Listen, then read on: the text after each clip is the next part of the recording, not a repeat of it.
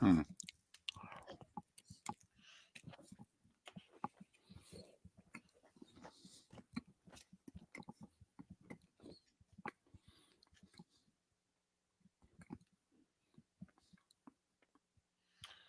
So part of me would like to, because it's not worth telling on air because I don't have all. But last night at the softball game, David. No.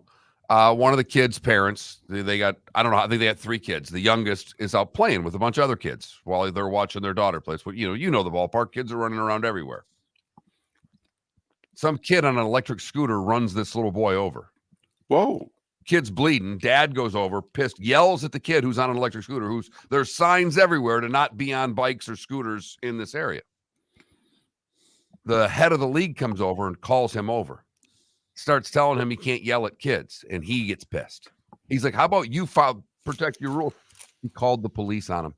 Oh, come on. I'm not joking. Called the police on the dad. I had to walk up because I never got a chance to talk. I don't really know him. I've talked to the mom once this year. She's very nice. And I walked up to her after. I go, did they call the cops on him? She went, yes. I went, oh, God.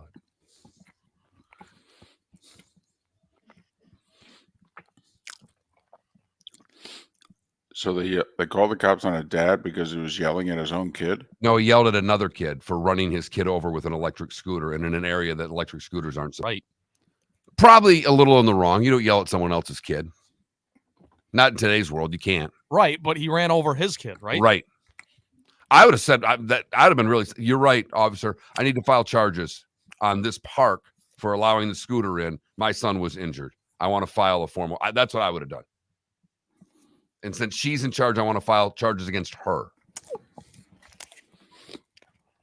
I want to file charges against the kid for running my kid over.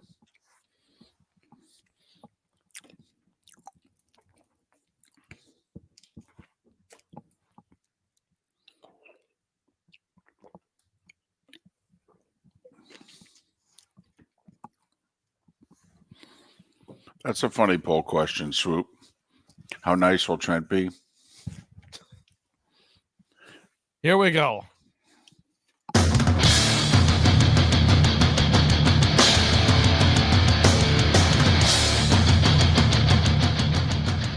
You are listening to Miller and Moulton, exclusively on the Florida Sports Network. And now here's Mark Miller and David Moulton. Top of the morning to you. Hope you've had a terrific week. We're heading into Derby weekend. Get your hats ready. How the heck are you? Miller and Moulton. MillerandMoulton.com. Miller_Moulton on X. That's how we roll on this show. Mark, how's the week gone for you? How you doing? Week has gone great. It's been a fantastic week. I'm a little sleep deprived because I had a busy day yesterday. No chance for the midday nap that I like to do when I know I'm going to stay up late to watch a game. But I went energy drinks last night. I pulled a Trent or Trent's parents because I may have mixed a little vodka in with my energy drinks. And I made it till the end and was excited. I even watched a little post game, David. I was so excited watching Knicks and Sixers last night. That was a fun game. Yeah, the sports delivered last night between the Bruins and the Leafs and the Knicks and the Sixers. Really did. 2 terrific games last night. A lot of tension with both. Boy, I'll tell you, I mean, that Knicks Sixers game, for those that are down on the NBA, for those that have given up on the NBA, man, I wish you had watched last night because you'd go, now that I can support. That I'll watch.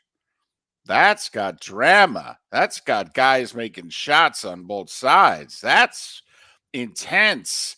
The crowd split, what, 2-1, 3-1? You know, there were still a lot of Knicks fans. There were a lot of Knicks fans. It was a lot. I mean, the Knicks fans were loud, but I mean, 20,000 people there? I don't think there were 5,000 Knicks fans. I'd say there were 2,500 really loud ones, if you know what I mean. And anyway, it was intense. It was fun. And those two teams just played a 6-game series that was decided by 1 point. The Knicks scored 1 more point than the Sixers over 6 games. That's how close that series was. So good stuff there. And two best words in sports, right? Game And 7. there you go. Anything better? No, there isn't. And it doesn't matter the round. It doesn't matter the sport. But when you get a game 7, you relish it. And when you add on to the fact that Boston now in consecutive years has taken a 3-1 series lead, last year losing 3 consecutive games with the Florida Panthers, getting knocked out of the playoffs, now on the brink of having it happen 2 years in a row, this time at the hands of the Leafs. Oh, my goodness. Without their best player also. And that's a whole story in and of itself. Because, NBA players missing playoff games, well, that's not a big deal. Hockey players missing playoff games, that's we need a congressional inquiry. What is going on here? So good stuff. Good stuff last night in hockey and in hoop. Derby weekend. Have you been? No, I've never been. Wow. Because you love the Derby. Absolutely. Bought my daughter a birthday present. Her birthday was yesterday. We talked about it, but I bought her a dress, made sure the dress included a hat so she had something to wear on Saturday. Does your wife have a matching outfit of some kind? I don't I don't even care. I'm just saying. So a lot of times mothers, daughters like to do that. I mean, I'm not buying 2 outfits.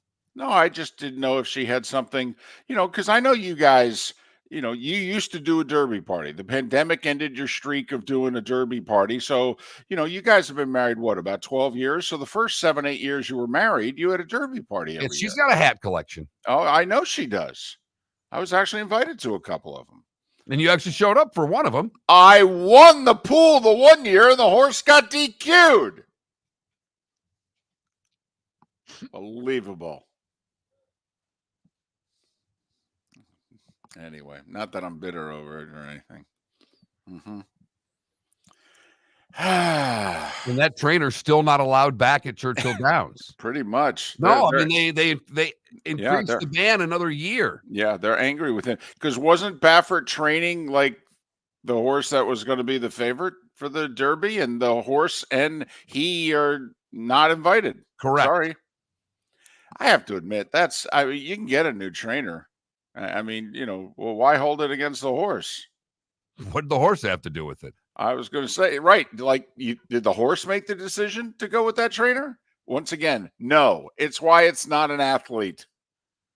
In fact, that's what I nominate for the poll question. Are horses athletes? Still bitter over Secretariat being one of the 50 greatest athletes of the 20th century. Right. Of the 20th century. Right. This story is not new, David. I just want to settle it once and for all. I want to say new audience. We got Huntsville and Jacksonville on board now. All right. I just want to know what you think. Are horses athletes? I mean, I don't know if 25 years later, because that poll came out, that ESPN thing that they did was in 1999. So I don't know if a quarter century later, if more people think a horse is an athlete, or by now people go, that's ridiculous. If Shaq and Chuck can't interview him on the post-game show, of course he's not an athlete.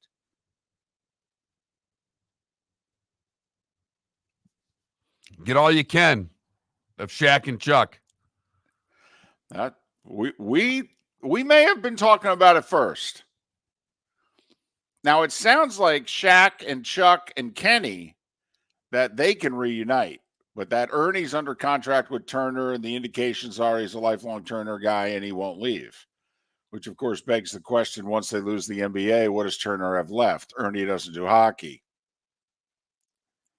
And he does a studio with the NCAA tournament. He could work the contract with NBC or Google or Amazon, wherever the NBA is going to go in a year plus. He could work it where he gets to moonlight and do the NCAA tournament studio show on True TV and what have you, whenever he wants. I mean, it's not like Kenny Smith and Chuck aren't working on the studio show either. But But yeah, they're starting to count it down. So, which is too bad. Yeah, this is happening. This is happening. We got the rest of this year and all of next year, and then inside the NBA is not going to, in all likelihood, remain the same. But I have to say this, David. And I know we don't do a ton of NBA because our markets are not big NBA markets. But last night was a big game. Mm-hmm. And I listened to the 4-letter network for a couple of days when I get off the air and drive around, go nuts because Maxey had that amazing game 5. Yeah, 47. Yeah. And hit those 2 because shots. of that, he was the new leader of Philadelphia. They anointed him the star, not Embiid. Maxey was the new star. So not the reigning league MVP? Correct. Gotcha. That in order for, and maybe they were right, in order for Philadelphia to win, Maxey had to be the Batman to Embiid's Robin. Come on, they were really saying that? For 2 days, David. Oh, come on now. Oh, okay, I'm making it up. No. I'm incredulous. I'm in disbelief. But you know that Maxey is my favorite player in the association. I mean, I've said it on the air before. Yeah. That's my favorite player in the league. Not the best player. This is a year and a half ago. Watched a Philadelphia game and I went, man, I really like watching this guy play. He's fast. Mm-hmm. He's exciting. He brings a lot to the table. So I was rooting for him. He showed up for part of the fourth quarter last night. Yeah. Right. That's about it. Right. Yeah. And they really needed him. They needed him throughout the game. Yeah. Yep. No. Buddy Hield held him in the game last night. Unbelievable, buddy. What a performance in the second quarter by Hield. I mean, Sixers fans were taking to social media going, I never wanted to see Buddy Hield in a game again. What are they doing? And then a half hour later, thank God for Buddy Hield. That was a wild game. Never before in NBA playoff history had a team at a 22-point lead in the first half and trailed at the half. It really was. I mean, my team won, but if you're just a fan, they could play a best of 9. Honestly, keep playing, guys. Series. Just keep What playing. A series. Yeah. And if it were later in the play, if this would have been a conference final, we would be celebrating this in ways that you couldn't imagine. But also the East seems like a foregone conclusion also. It's kind of like, this is cute. We appreciate the entertainment because goodness knows we're not going to get much entertainment with the Celtics. They're just going to steamroll everybody. So I'm glad you guys did this. This is cute. This is nice. We're just really trying to see who Boston's going to play in the finals. And it's probably Denver. But, we'll keep an open mind. Well, Porzingis being hurt, that at least allows you to keep somewhat of an open mind. But I don't know how injured he really is and how much he'll miss of the next series. But I just, watching that game last night, that's all I could think about is for 2 days I've listened to everybody tell me how great Maxey is. And I love Tyrese Maxey. I really enjoy watching the guy play. But in the biggest moment, he didn't show up last night. No, he really didn't. 17 points and not a good shooting night. And yeah, it was the little guy on the Knicks and the big guy on the Sixers. They were going at it last night. And the little guy on the Knicks is pretty damn good. Yeah, he really is. And somehow we left him off the Olympic team. Man, we must be loaded. We are. We have 12 players better than Jalen Brunson. Really? Are you sure about that? I don't know if there are 12 players in the league better than Jalen Brunson this year. Are you sure we have 12 Americans that are better than Jalen Brunson right now? Are we sure? He'll end up on the team. Don't you worry. When He'll Embiid says he can't go. This will be like the Pro Bowl, right? We're going to have a late injury. Oh, do you think Embiid's going to play in the Olympics? I will say it'd be his first time playing for the U.S. I understand, but as banged up as he, and I mean, the grief that he took in this postseason from Philly fans is beyond me. The guy played on one leg. Clearly, and he came back early. He even said, I rushed it back because, and he pointed at Maxey basically, and he said I couldn't let him down. So they need a third wheel on that team because when New York's healthy, they wouldn't be good enough to beat the Knicks. They need to find a third with the two of them to go along. But Oh, Mark, you know the story. It's going to be a package deal. Bronny to Villanova and LeBron to the Sixers. Here we go. Just start the stories. I love it. Yep. LeBron can take a fourth team to the finals. What would it do for his legacy? You wait. Here we go. Miller and Moulton. The starting five is a mere 25 minutes away. We have a heck of a show lined up for you, and I promise we'll have a poll question. Visit Jason and Todd at the Diamond District. When choosing something of high value and personal significance, such as a diamond, you want to shop with the best, and the mall is not the place to be. Here are my friends, Jason and Todd with the Diamond District. Take a stroll in the mall, pop into a few jewelry stores, and you'll soon discover you're in the wrong place. Rings begin to look all alike. You're not finding GIA certified diamonds. You quickly realize you know more than a salesperson helping you, and all the same financing gets pushed on you. Visit Jason and me, and you'll find America's top bridal designers dealing exclusively with the Diamond District. You'll find the largest selection of GIA certified diamonds, all priced 8 to 10% over cost. You'll find educated sales consultants who have many years' experience and are not paid commissions. And you'll find Todd and me in the store nearly every day, wanting to shake your hand and welcome you to our Diamond District family. Visit Jason and Todd at the Diamond District. Mark Miller for Molly Maid. Why Molly Maid, you ask? Trust. Moulton was a customer for 15 years. Affordability. Didn't I just say Moulton was a customer for 15 years? Worry-free services. Our professional house cleaners are fully insured and a 24-hour warranty. Call Molly Maids today at 239-774-5839.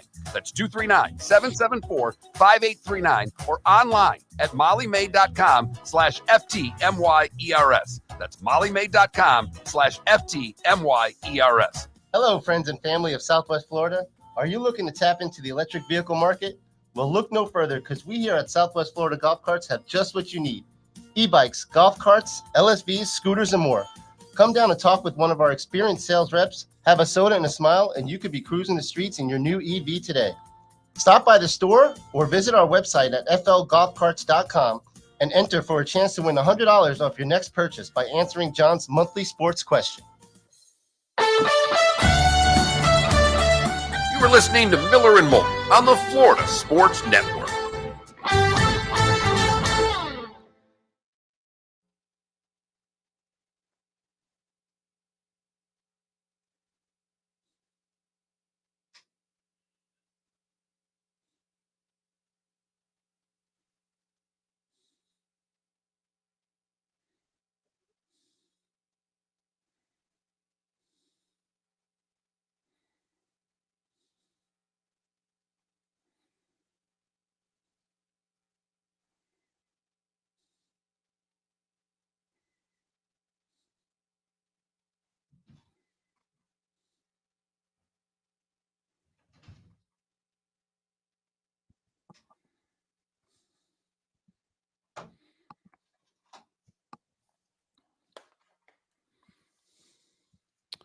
So losing coach loses his job Saturday night in Boston?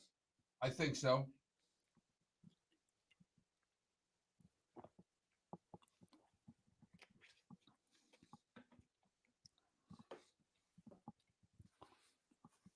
Happy Oaks Day, sled puppy.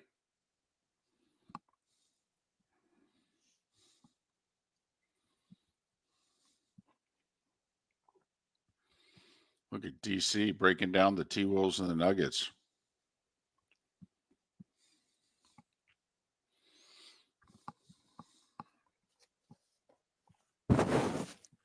Big fire today in Jacksonville, David, in 1901. Destroyed 1,700 buildings. Don't know if they'll talk about that on Action News Jax. I just wanted to bring that up. Okay.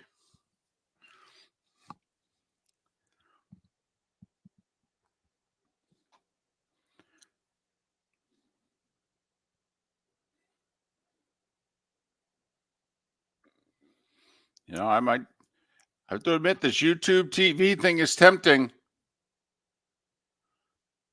It is. Yeah, but then you'd have to dump cable. Well, but I mean, you can download YouTube. right? Can I just also pay for it or no? You can also pay for it, but it's another $80 a month for YouTube Yeah, TV. I know. You have Listen. you're not getting anything on YouTube TV that you're not getting on your cable. Oh, okay. Not anything except for Sunday Ticket, which you have to pay extra for that, and you're not at home on Sundays. No. So it makes zero sense unless you're making the complete move. No, can't do that. Not as long as the mother-in-law's with us. Just making sure I'm saving you some money there. I don't want you to do anything. Save me from myself, Mark. Thank you.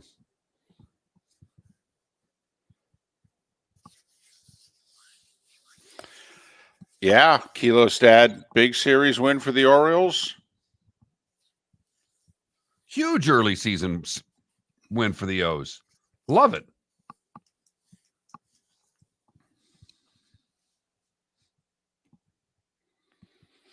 Not only that, their closers not effective. They've been able to overcome it. Their hotshot prospect ineffective. Got to send them back down. Overcome it.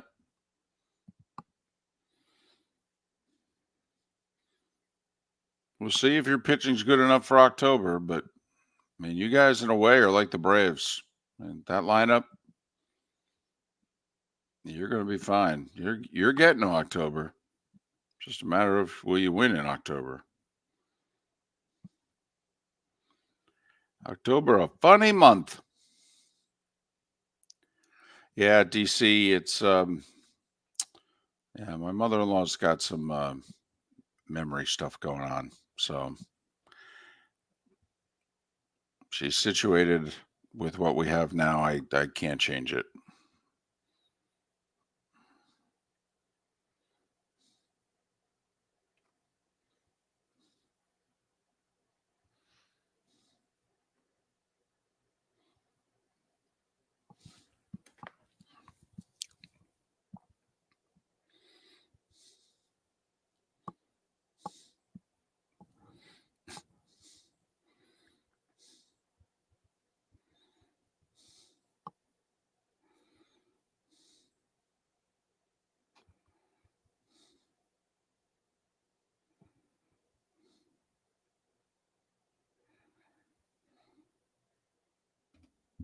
Okay, here we go.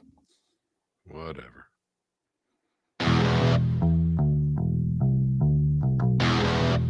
You're listening to Miller and Moulton, only on the Florida Sports Network. And now, here's Mark Miller and David Moulton. 21 minutes past the hour. Thanks so much for being with us. Kurt Becker, he's our horse racing guy. He'll join us in a little more than an hour. It's a Friday, and so it's still a football Friday as far as we're concerned. Pat Kirwan will join us. I don't know how much longer Pat will be joining us twice a week. This could, in fact, be the last week. We'll see. Maybe we'll keep it through the schedule release. You know, Mark, how excited I am about a schedule release. That and a draft. I do find it fascinating, David, for as long as you and I have had Pat Kirwan on the show, that you think you can determine when Pat stops coming on twice a week. Pat determines when he stops coming on twice a week. And the fact that, and I know we're on in Huntsville and Jacksonville, and we do a little bit more of this in our last hour, but Pat is very affectionate towards the local minor league hockey team where he lives. Right. They made a dramatic come from behind 3-1 series comeback to win their series, which means Pat will be all in for the next couple months, almost demanding 2 appearances a week. Yes, he is our only guest, in which we try to say to him, listen, we use you a lot. Why don't we just scale back to once a week? And he looks us in the eye like, I'm going to stab you in the neck. I'm coming on Tuesdays and Fridays, okay? All right. Okay, it's fine. Man has a routine and he sticks to it, David. Yeah, I just, now we know when he's got a golf thing going on, when he says, hey, I can't make it during the off season. Then it's like, oh, you got a tea time. All right, I understand. Hey, this whole 5th-year option thing, can I go a little goober on you, or is it too early to go goober? Nuts.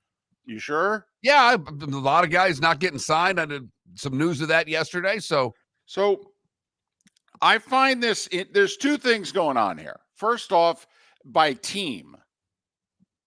Okay, how are teams doing? And do you think it's a fair scale to say that, hey, that's if we're going to say hit or miss on a first round pick, if they pick up his 5th-year option, does that mean that that's a hit? And if they don't pick up his 5th-year option, is that a miss? Because we've had an interesting case just yesterday. Najee Harris did not have his 5th-year option picked up by the Steelers. Right. And people are pretty mixed on it. Good side, Najee's rushed for 1,000 yards in each of his first 3 years. By the way, how many Steelers running backs have done that? None. They've had a few good ones this just in. And so you would think, and he's young, right? And quite frankly, the 5th-year option is under $7 million. I mean, is that really that exorbitant for your number one running back, even if you have a 1 and a 1A? Is that really that exorbitant, Mark, if you know what I mean? I mean, if he has another solid year this year and you think you're going to be good, you think your line's going to be better. He had his best yards per carry of his career last year. I mean, it was an interesting decision that the Steelers made. Would you agree? 100%. And they're basing it off the fact of what the running back market costs, they like you said, have a 1 and a 1A. But don't you wonder if they're being, how kind of like I'll trade down 6 spots and get them? Like what people said Denver should have done with Bo Nix. You didn't need to take him at 12. He should have taken a deal, moved down. And the Broncos are like, yeah, we need a quarterback. We're taking him. I mean, do you kind of feel like they're playing the Steelers are that game with Najee here? I mean, a little bit, but unlike Denver, they have a running back. No. I mean, there is a big difference between Bo Nix and Najee Harris here. You have to at least admit that. How about this?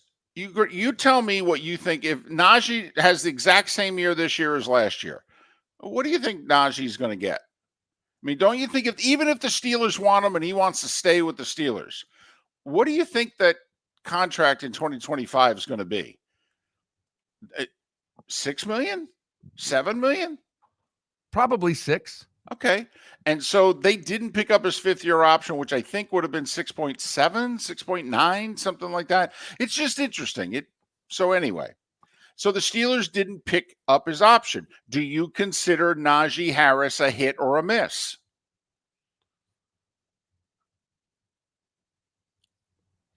I can't answer that question until this year's over. Okay.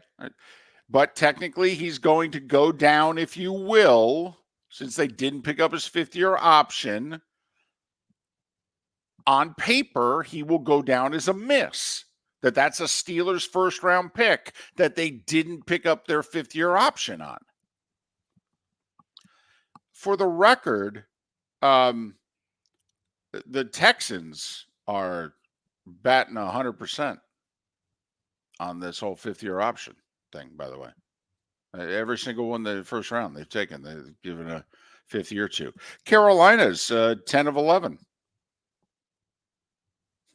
Interesting. You know who's not good? How about Seattle? Yeah.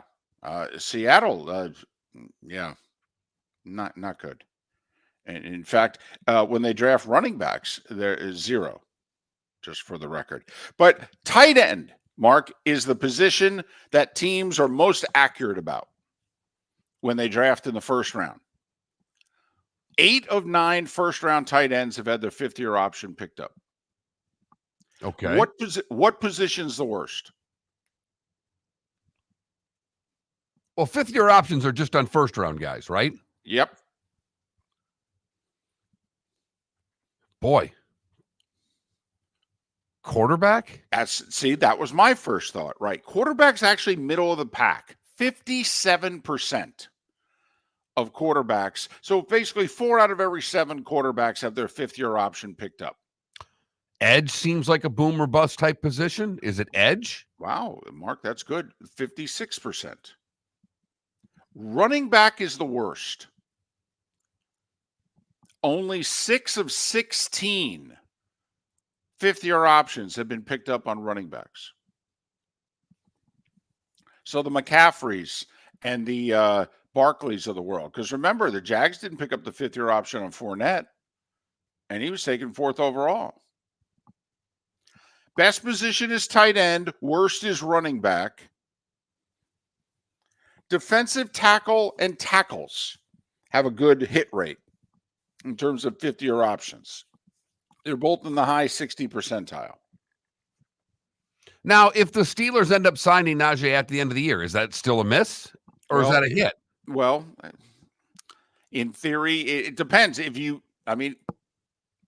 On paper, it can look like both, but technically it will not be picking up his 5th-year option. So in that respect, in that stat, it will go down as a miss. And sometimes teams do this. They don't pick up the 5th-year option because they think, well, I can get him cheaper.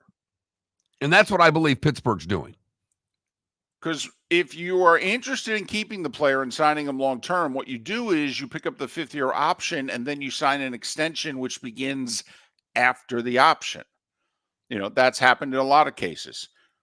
The wide receivers lately, that's what's happening. They're picking up their 5th-year option, and then the young ones are being signed to extensions which kick in year 6. That's what the Dolphins are going to try to do with Waddle. They picked up his 5th-year option. Now let's see if they can get him signed to an extension. And considering Devontae Smith got a $25 million a year extension, Waddle's going, I want what he's having. At least. Give me the number 2 and supersize it. Right. And throw in the little pie at the end. I like a pie. Don't we all? Every now and then, like twice a year when I go through the McDonald's drive-thru, I do get myself an apple pie, and I feel like I'm cheating on my diet, which is funny because I don't have one. Do you still burn every part of the roof of your mouth eating that pie because it's so incredibly hot? You bite the small top 2 corners off and you let it air out for like a minute. It's a veteran pie move right there. Thank you. Not a lot of people would do that. No. Of course, not a lot of people eat McDonald's apple pie. Miller and Moulton. What are you trying to say? We'll take a 5th-year option on the pie and come back with the starting 5 right here on Miller and Moulton. Visit Jason and Todd at the Diamond District. If you're in love and thinking about a diamond, you'll want to hear from my friends Jason and Todd at the Diamond District. When purchasing a diamond, you deserve a relaxed, stress-free, and educational experience. You want to have a good time and feel comfortable. You want selection, quality, and value. At the Diamond District, you'll get it all. With our team of non-commissioned diamond advisors, no one's in a rush. We care only about you and making sure your needs and wishes are fulfilled. You'll be wowed by our selection of GIA certified diamonds, stunning diamond bracelets, earrings, pre-owned Rolex watches, exotic ruby, sapphire, emerald, and tanzanite jewelry. There's something for everyone at the Diamond District, and all at the lowest prices anywhere. Jason and I love what we do and are in the store nearly every day. We look forward to shaking your hand and welcoming you to our Diamond District family. Visit Jason and Todd at the Diamond District. The law firm of Michael F. Hornung has successfully represented the citizens of Southwest Florida for over 30 years. As a former prosecutor, the information I know is information you need to know. If you've been arrested for a DUI, a criminal matter, or involved in an auto accident, call the law firm of Michael F. Hornung. I'm a local attorney with local knowledge to assist you through the process. For a free consultation, call 239-437-0095. That's 239-437-0095. Offices in Fort Mark Miller for Molly Maid. Why Molly Maid, you ask? Trust. Moulton was a customer for 15 years. Affordability. Didn't I just say Moulton was a customer for 15 years? Worry-free services. Our professional house cleaners are fully insured and a 24-hour warranty. Call Molly Maids today at 239-774-5839. That's 239-774-5839 or online at mollymaid.com/FTMYERS. That's mollymaid.com/FTMYERS. You were listening to Miller and Moulton on the Florida Sports Network.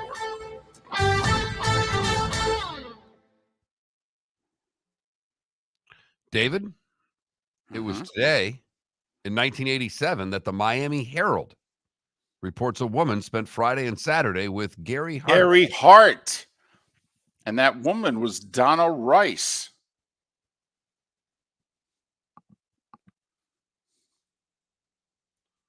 Will Samuelson cheap shot at Cam Neely today in 91. Ooh. Doesn't make the survey, but it's fun for commercial breaks. All right, what are we doing for a poll question? Let's get to what's important. In honor of the 150th Kentucky Derby, our horses athletes. Will you bet the Derby? Have you ever gone to the Derby?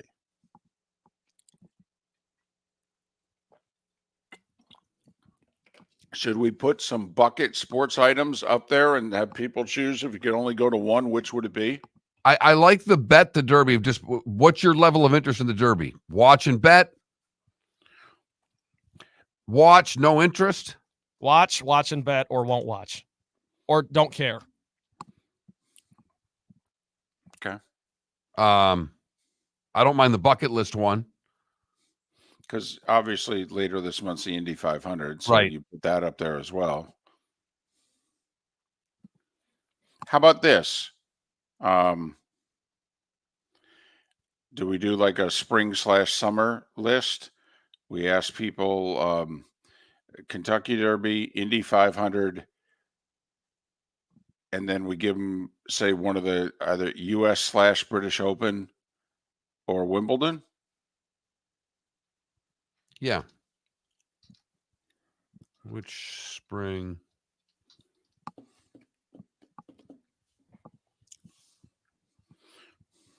Sporting event is highest on Spring, your gotta go spring/summer bucket because list. Wimbledon and the golf kind of, well, Wimbledon summer. The Open Championship is summer.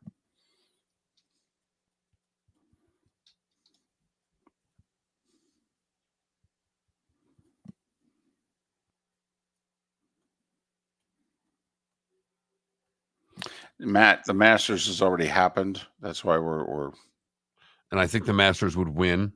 yeah, that's another thing. The Masters should win going away. So we're thinking May, June, July.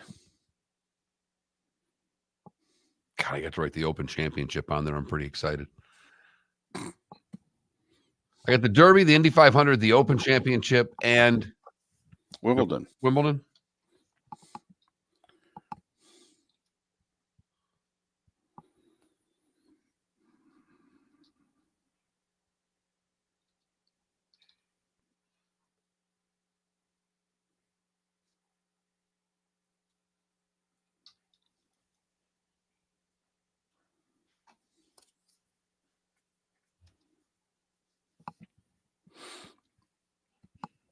So you've been to Wimbledon, right?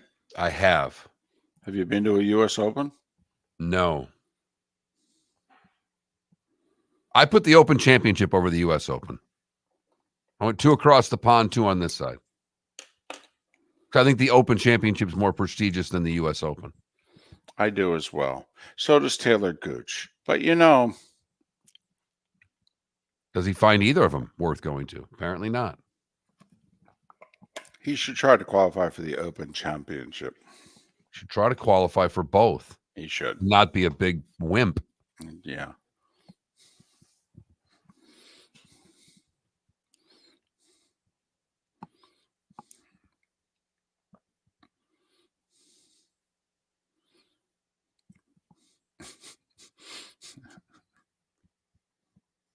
Kilo's dad, I can't imagine Shaq taking a carrot from me. They're having fun with this whole horses as athletes thing on Twitch. Diddy, he was named one of the top 50 athletes. The ESPN did the much acclaimed top 50 athletes of the 20th century. He came in as, I think, 36th in between Mickey Mantle and Oscar Robertson. The Big O took a back seat to Secretariat. Here we go. Who had a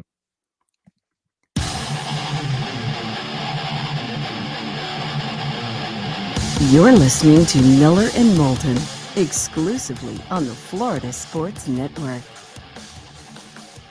22 minutes till the top of the hour. Kurt Becker will join us 1 hour from now. We will preview the 150th Kentucky Derby. I hope it's good weather. It's a big number. It's like coming up in like 10 years, we'll have like the 75th Masters. I hope for the really, the big numbers. I don't want to be a rainy, muddy mess. I want to see You want all those pretty women in their hats to look good and totally everybody right. to have a great day. Absolutely. You don't want rain for the Derby. You want rain for the Belmont. Race takes a long time anyway. What the heck? Make it muddy, make it slower. Whatever. Rain on the New Yorkers, not on the folks in Louisville. Oh, yeah, they can handle it. It's not like they'll complain or anything. Time now for The Starting Five. 5 stories you need to know. It's the Starting Five on Miller and Moulton. Here's number 1. We'll begin with the NFL. People seem to like it. Dak Prescott not going to face any charges. A woman accused him of, some wrongdoing 7 years ago. And the investigation was investigated, and the authorities said, yep, nothing to see here. Police now investigating claims by Prescott that the woman and her attorneys have been trying to extort Dak. Teams had until yesterday to pick up the 5th-year option on their 2021 first-round picks. Mark, of the 32 first-round picks, how many of them received the 5th-year option? 13. No, a little higher than that. 22. Right, kind of in the middle of that. 18 of the 32 had their 5th-year options picked up. 12 were flat out denied this year. 2 guys in the past that already, no need to worry about that issue with them. They're done. The Bucks, by the way, declined to pick up the 5th-year option on Joe Tryon-Shoyinka. And the Steelers, with the most controversial no, they said no on Najee Harris. 4 of the 5 quarterbacks, because that's the Trevor Lawrence went first overall in 2021, but Zach Wilson, Trey Lance, Justin Fields, and Mac Jones, they have all had their 5th-year options turned down. One other football note yesterday, I think this is a solid signing by the Chargers, who may have the worst wide receiver collection in the league right now. They signed DJ Shark to a deal yesterday. I think they could also sign Tyler Boyd while they're at it. Their wide receiving core looks awful on paper. Tiger Woods accepted a special exemption to the U.S. Open yesterday. See, Tiger was not qualified. He won the Masters 5 years ago, but so you get 5 U.S. Opens thereafter. And so remember, he won the Masters in April of 2019. So the 2019 U.S. Open was one of the 5. So he needed, even though he's a 3-time champion, the U.S. Open is different from the Open Championship, all right, and the PGA and the Masters. PGA and the Masters will let you play it forever. The Open Championship, if you're a former champion, you can play it till you're 60. Used to be 65. They've now reduced it to 60. U.S. Open, you got to be exempt. Right. The U.S. Open wants to have the toughest field in golf for their tournament. It is always the toughest field in golf. It is the most difficult golf tournament to win in the world. And you get a 5-year exemption to the other 3 majors. And you get a 10-year exemption if you win the U.S. Open. Tiger's last U.S. Open win was 2008 when he beat Rocco in the playoff on the broken leg. So Tiger will be in the field for the U.S. Open at Pinehurst next month. Longtime golf commentator Peter Osterhaus died yesterday, a day before his 76th birthday. He had retired from public life 10 years ago due to early onset dementia. Osterhaus, known by many as a golf commentator, he was actually a really good golfer in the 60s and 70s. He was, after Bob Charles and before the Seve, Faldo, Sandy Lyle, Woosnam, Longer run, Osterhaus was probably the best Euro. You had like Tony Jacklin, Bob Charles, and then the great run that came. But in between was Peter Osterhaus. Mark, when we were dominating the Ryder Cup, just dominating, it wasn't much of a competition. Osterhaus went 6-2-1 in Sunday singles. He beat Arnie twice and Johnny Miller when Johnny Miller was the deal on a Sunday at the Ryder Cup. Peter Osterhaus, good golfer. Finished second in a few majors. I won a Canadian Open when it was considered a thing. NHL. It's becoming a thing in Boston. It really is, David.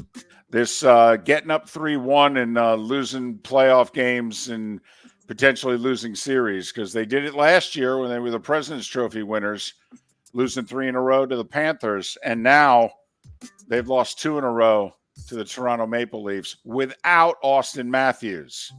2-1 the final again. They've lost both games 5 and 6 by the score of 2-1. William Nylander, who was MIA all series, showed up last night, scored both goals. Series tied, game 7 tomorrow night. A nation will be on the edge of its seat watching. The Leafs haven't beaten the Bruins in a series since FDR was president. Since before World War II. Can they finally take down the big bad Bruins? And I think it's safe to say losing coach gets fired tomorrow night in Boston. Tonight, a couple of game 6s. Vancouver on the road and Dallas on the road. Both have a chance to win their respective series. Vancouver and Nashville. The Stars are in Vegas. By the way, the NHL Round 2 schedule has come out. Rangers and Hurricanes game 1 Sunday. Florida Panthers will host the winner of Boston, Toronto, and they will do so on Monday. So quick turnaround for the game 7 winner. They got to go right to Sunrise and play the Panthers. Terrific first round series ended in the NBA last night. Knicks edged the Sixers 118-115 to win in 6. The two teams were separated by 1 point over the 6 games. Embiid with 39 points, 13 rebounds in the loss. Jalen Brunson, 41 points, 12 assists, 3 consecutive 40-plus point playoff games. No Nick had done that since this Bernard King guy 40 years ago. Knicks will host the Pacers in the second round. Giannis didn't make it back. Damian Lillard did. Hey, give it up for Lillard, all right? He had the sore calf, which extended into his Achilles. He clearly wasn't 100%. Yeah, he played 35 minutes and scored 28 points. He wasn't the reason Milwaukee lost. 6 Pacers in double figures, led by Obi Toppin's 21. Indiana took care of Milwaukee 120-98 to win the series in 6.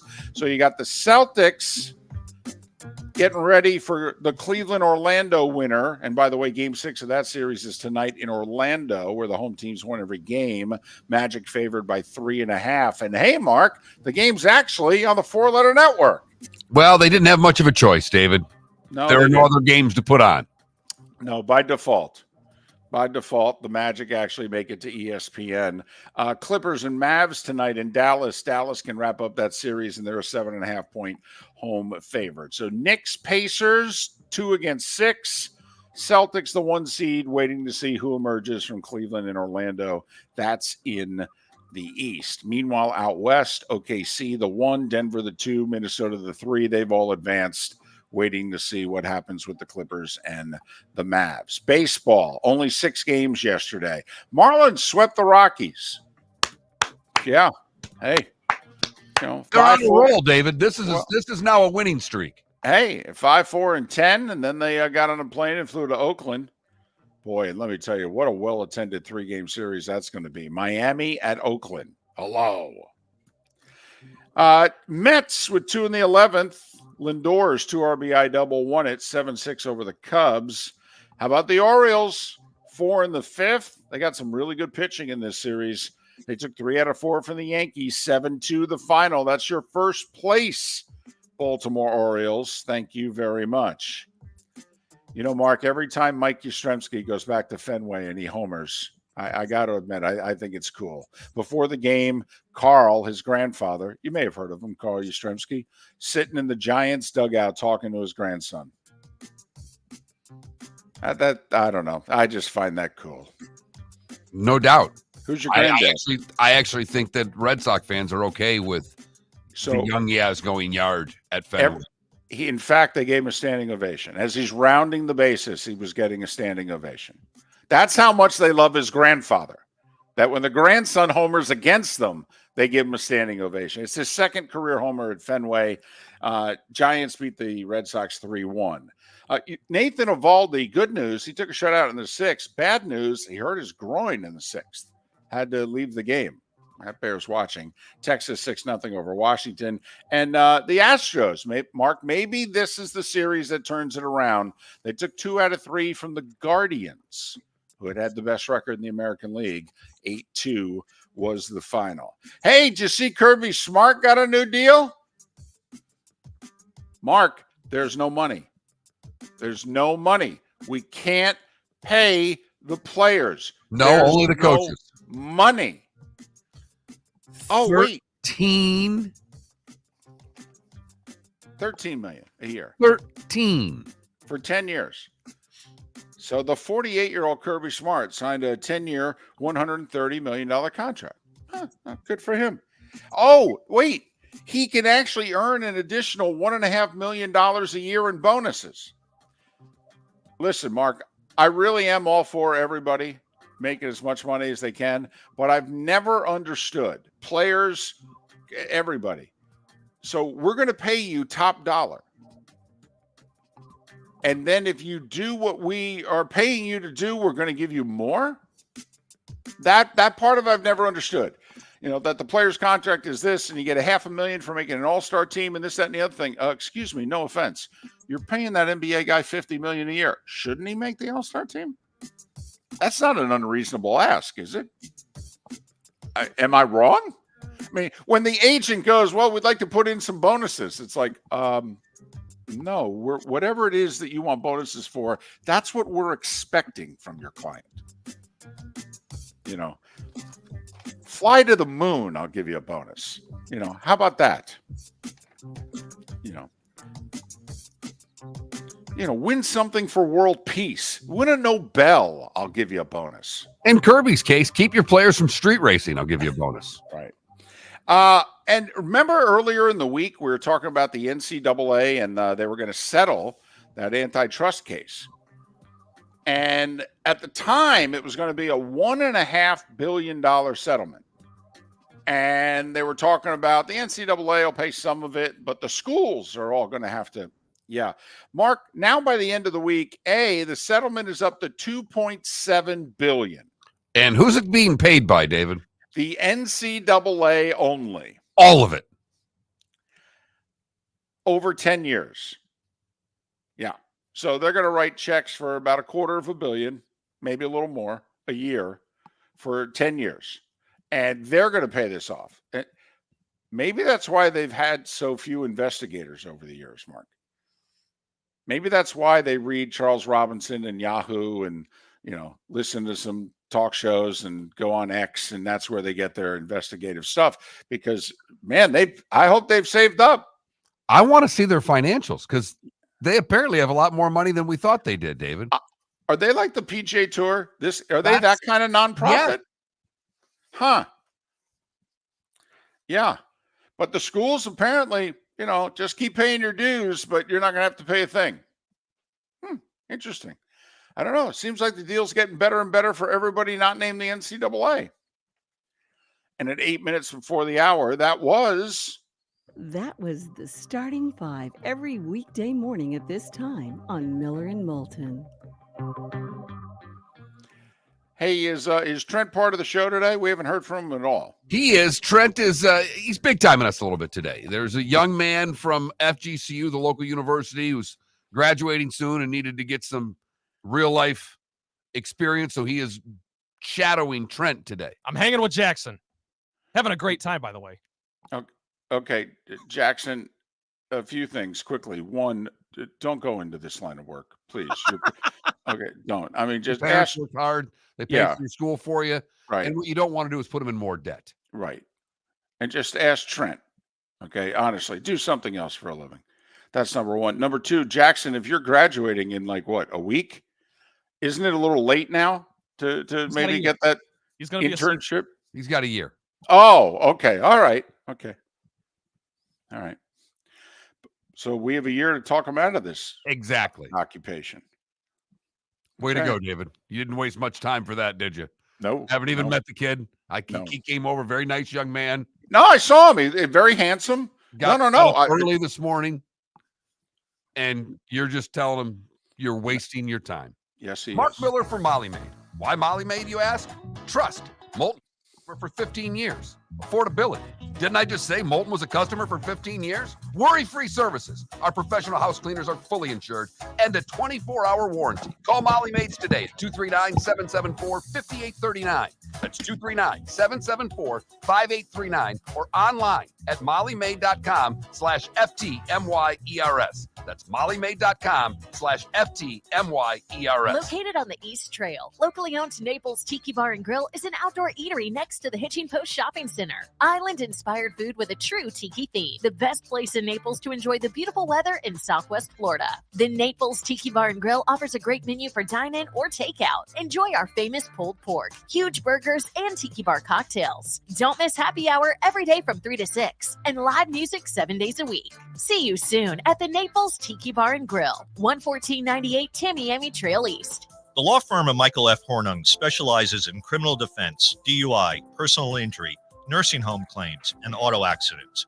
I'm a former prosecutor with over 34 years of experience.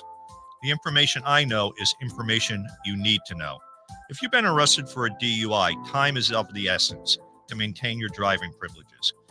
Call the law firm of Michael F. Hornung for a free consultation. At the law firm of Michael F. Hornung, we are committed to excellence in your representation. Being a local attorney with local knowledge is clutch to the success of your case. For over 30 years, we have successfully represented the citizens of Southwest Florida. For a free consultation, call 239-437-0095. That's 239-437-0095. Our offices are conveniently located in Fort Myers. Visit online at mfh-law.com. Visit Jason and Todd at the Diamond District. If you're in love and thinking about a diamond, you'll want to hear from my friends Jason and Todd at the Diamond District. When purchasing a diamond, you deserve a relaxed, stress-free, and educational experience. You want to have a good time and feel comfortable. You want selection, quality, and value. At the Diamond District, you'll get it all. With our team of non-commissioned diamond advisors, no one's in a rush. We care only about you and making sure your needs and wishes are fulfilled. You'll be wowed by our selection of GIA certified diamonds, stunning diamond bracelets, earrings, pre-owned Rolex watches, exotic ruby, sapphire, emerald, and tanzanite jewelry. There's something for everyone at the Diamond District, and all at the lowest prices anywhere. Jason and I love what we do and are in the store nearly every day. We look forward to shaking your hand and welcoming you to our Diamond District family. Visit Jason and Todd at the Diamond District. The waterways of Naples are a beauty to behold, and the Bayfront Inn has multiple ways for guests to enjoy the water and have some fun. Gather your family and friends and enjoy a leisurely day on the water with a pontoon or deck boat. If you prefer to explore the waterways without a motor, the Bayfront has canoes, standboards, and kayaks. At the end of your journey, enjoy lunch or dinner at the Bamboo Tropical Bar and Grill. The Bayfront Inn. Something for everyone. On 5th Avenue in Naples. You were listening to Miller and Moulton on the Florida Sports Network.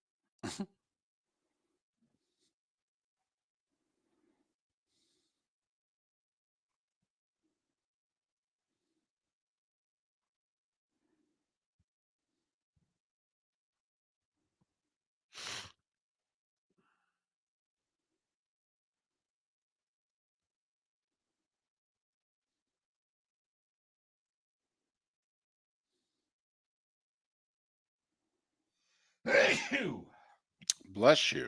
Thank you. Excuse me.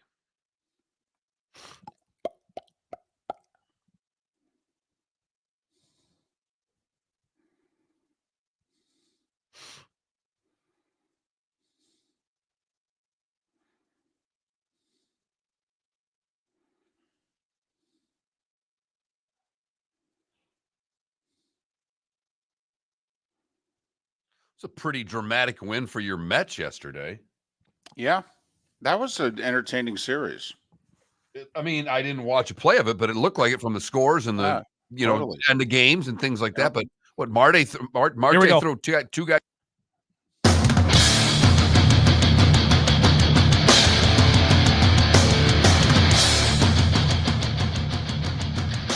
You are listening to Miller and Moulton, exclusively on the Florida Sports Network.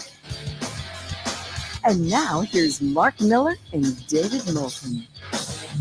Hour 2 of Miller and Moulton, millerandmoulton.com, Miller_Moulton on X. Thanks for being with us on this first Friday of the month. And it is still a football Friday. Pat Kirwan will join us 1 hour from now. Football Friday? That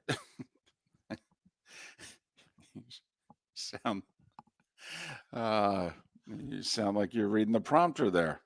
Pause. Yeah. I mean, Anyway. I guess it's a football Friday. All right, But football I'm sure there's a UFL game going on this weekend that you'll take in. Kurt Becker to talk the Kentucky Derby in about 35 minutes. Maybe we can make you a shekel or two. The Oaks are today. You love to bet the Oaks. That's when I knew that you really loved your horse racing. I don't know if it was the first year we had gotten together, because our first Derby doing a show together since we got together in the summer of 06 would have been the 07 Derby. And you were so fired up for the Oaks. I think we did a live show out at the local Greyhound track, and you were we were booking guests all week. And Mark was like, I want to ask the question about the Oaks. And I'm like, yeah, I don't care about the Oaks. Who the hell cares about the Oaks? Oh, I love the Oaks.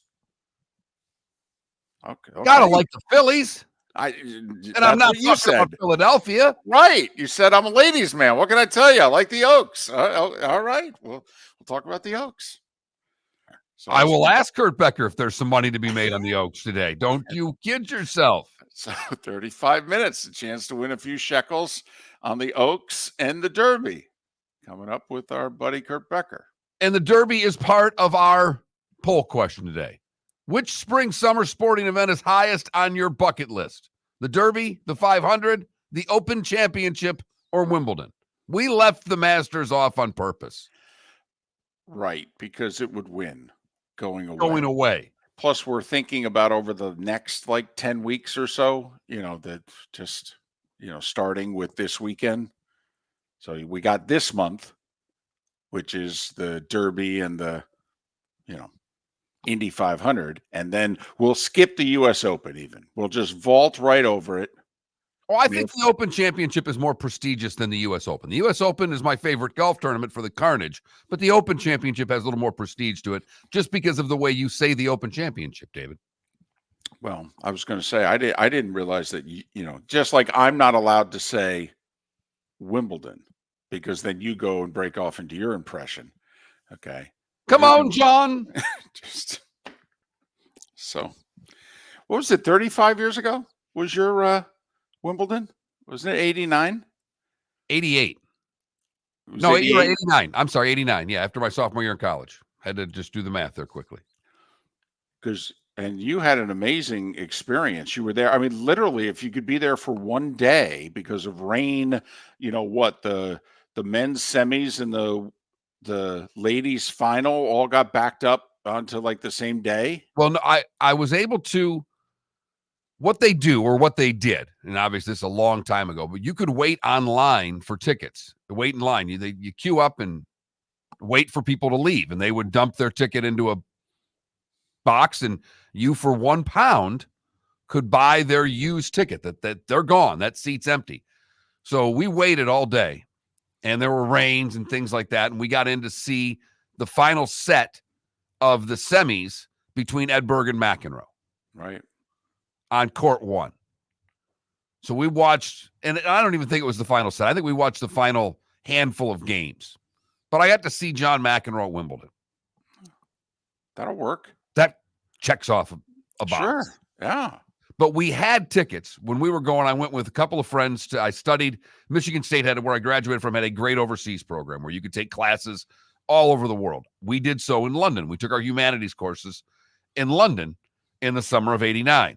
And the first weekend we were there was Wimbledon. And my buddy's father is, and now my buddy has done very well with that company, but we asked his old man and said, can you get us tickets to Wimbledon?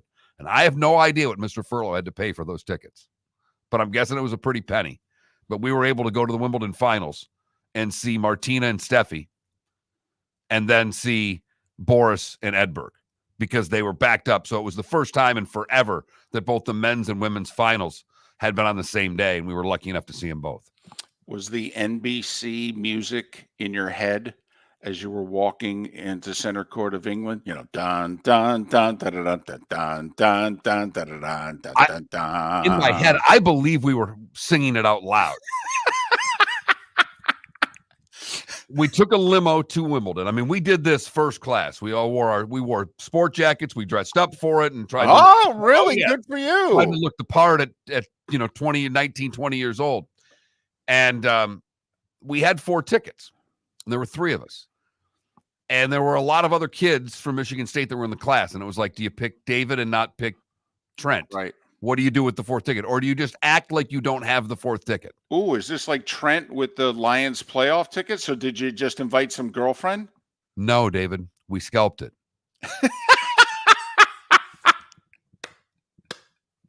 So here I am with bad hair, long hair, mullet-esque. And not really mullet-esque because it was all long.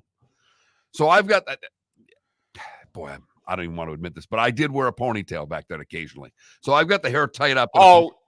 Please tell me there's a photo. You Probably. always wanted the photo of me with my fro and a mustache. I probably could find it if and I I had. produced that photo after many years. Okay. I need to see the photo of you with the ponytail. So bad.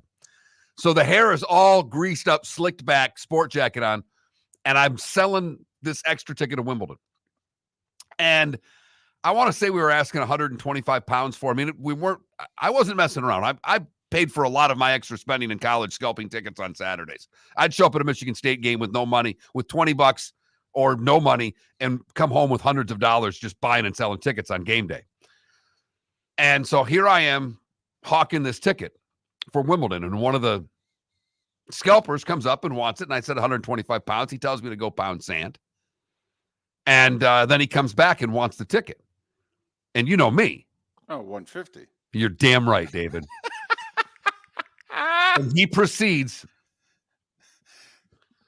to call me a sheeny New York blank. Rhymes with the thing you use to play hockey with. Right. Mm-hmm. And my 2 buddies have never laughed harder in their life. You sheeny New York bleep.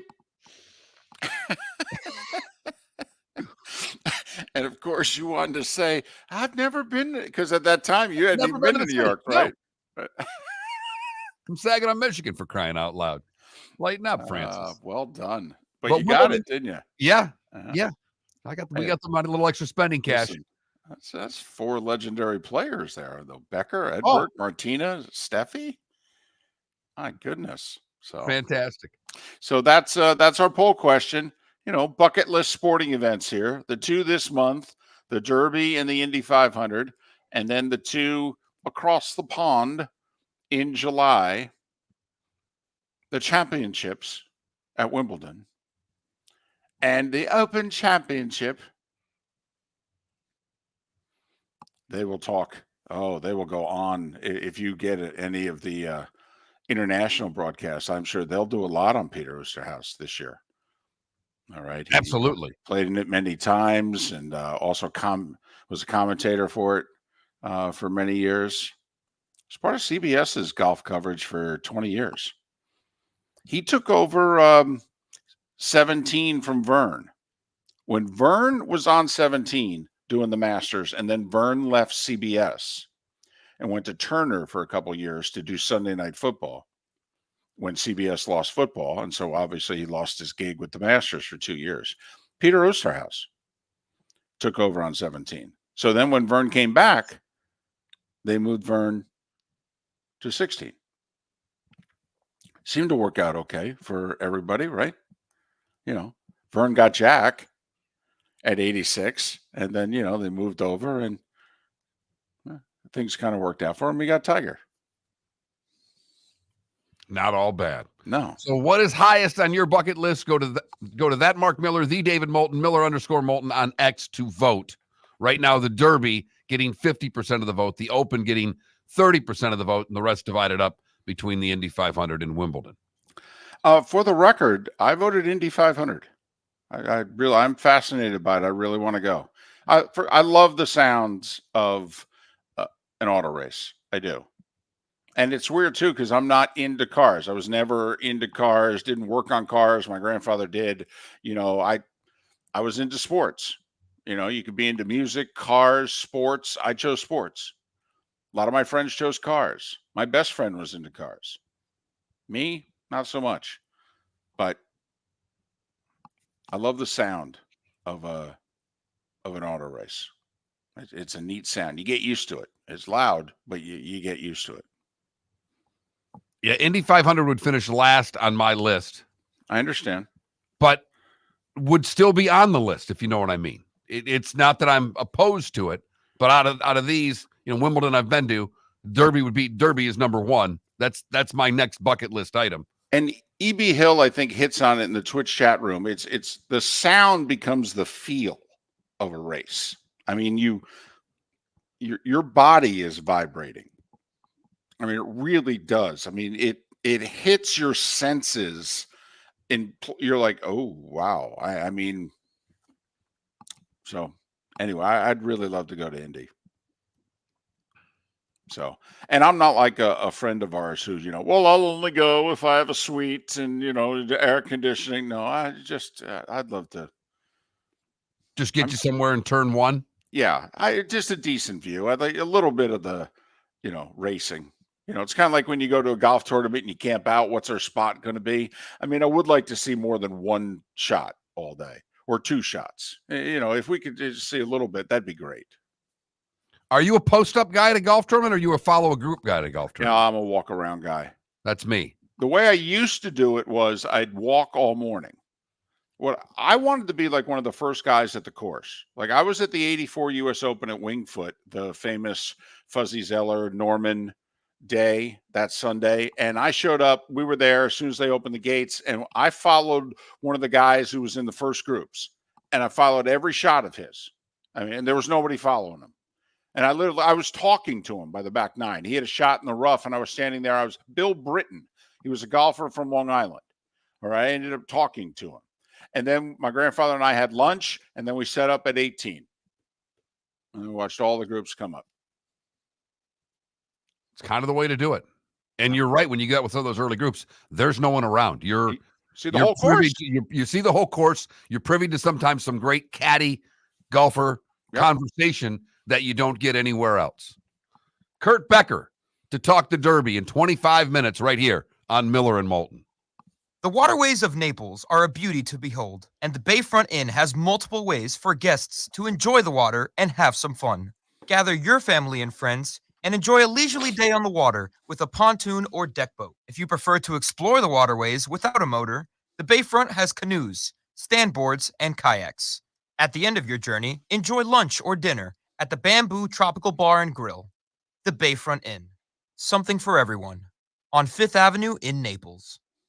Visit Jason and Todd at the Diamond District. Hi, I'm Jason. And I'm Todd with the Diamond District. I believe in complete transparency. If you're shopping for diamonds in Naples, you're paying too much. If you're shopping in the Cape or Fort Myers, you also won't see the selection you deserve to have. If you're online, there's no human connection, and you won't know if your diamond is beautiful or not until it shows up in the mail. Just because it's GIA certified doesn't mean it's brilliant. There's so much more to a diamond than its cut, color, and clarity that makes it beautiful. Visit us at the Diamond District for a non-commissioned and educational presentation, and quit paying more in Naples or buying blind from the internet. The Diamond District has the rarest diamonds from half carat to 10 carats. You won't find a bigger selection or better value. And you won't find a better buying experience. Jason and I are in the store nearly every day, and we look forward to shaking your hand and welcoming you to our Diamond District family. At the Diamond District. Hello, friends and family of Southwest Florida. Are you looking to tap into the electric vehicle market? Well, look no further, because we here at Southwest Florida Golf Carts have just what you need. E-bikes, golf carts, LSVs, scooters, and more. Come down and talk with one of our experienced sales reps, have a soda and a smile, and you could be cruising the streets in your new EV today. Stop by the store or visit our website at flgolfcarts.com and enter for a chance to win $100 off your next purchase by answering John's monthly sports question. You were listening to Miller and Moulton on the Florida Sports Network.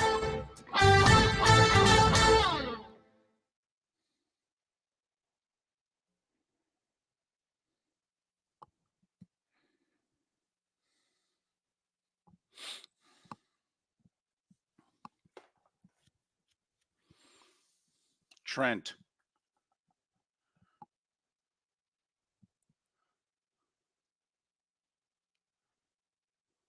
What? Well, two things. First off, we're assuming you have a play of the day. Yes, I do. Okay. And secondly, is Jackson looking around the studio going, what the hell is this crap? I don't know. What's your first impression? It's crap, isn't it? No, he's like me. Listen, kids like us think this stuff is awesome. You mean stepping into a time warp? What do you mean? With machinery that's from the 60s, 70s, and 80s? It's just what we mean. Radio studio. It's cool. Yeah, but look at the crap. The equipment, I mean, the only thing missing is a cassette deck. I did think about the other day, I might bring cleaning supplies in here over the weekend and just go to town. A lot of dust. You'll be alarmed at the color of the paper towels when you look up and you'll go, ah! Did you know the Twins have a home run sausage? No, that doesn't surprise me. That sounds very Wisconsin. It's very Midwest. Mm-hmm. They have the home run sausage.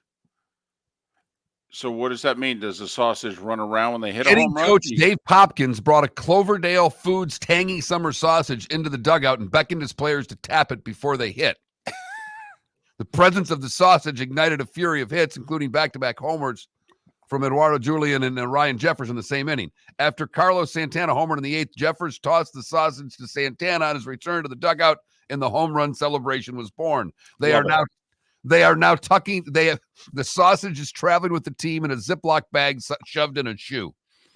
They've won 10 in a row, man. That sausage ain't going anywhere. Now they're trying to make sure the sausage can get through customs because they're heading to Toronto. They'll sacrifice a player before they'll sacrifice that sausage. Don't F with the winning streak. You got that right. Are you guys superstitious at all with sports? Absolutely. I used to be. I'm not so much anymore because, but when I worked for teams, when I was a broadcaster for a hockey team, if we were in the playoffs and we lost a game, I wore the suit and tie. Mm-hmm. That tie was retired for the rest of the playoffs. Couldn't wear it again if it lost. A couple years ago, got so bad till I had to stop. Like it was starting to be a bad thing for my mental health. Like I would worry so much about doing all the little superstitions every single game day. Well, I'm surprised you lived through it. You root for the Lions, the Tigers, the Pistons. I mean, honestly, what did you do at the beginning Michigan of this year when the Pistons were 2-1 for crying out loud? Yeah. I lived in Michigan. What'd you do when they were Is that a Lion shirt? No, it's LeBron. It's a LeBron shirt. I mean, it is a lion, but it's the LeBron logo. Gotcha. And it's Lions colors. So it's kind of a double whammy. Hence why I bought it. Yeah. It looks like a Broadway play from the 80s. Okay, I'm just trying to figure out which one. So what'd you do when the Lions are 1-6? I mean, what'd you do? Walk around in a bathrobe? I mean, what do you have left that you can put on? Here's what I started doing. If you must know. Well, make it quick. It just 3. I hope 3, 2, 1. I'll give you 3, 2, 1 when we get there. But right now we got 43 seconds. Sure, it's like Vince Scully telling a story. He starts telling a story when there's plenty of time. Right, He starts plenty of telling time. a story. Guy hits into a double play.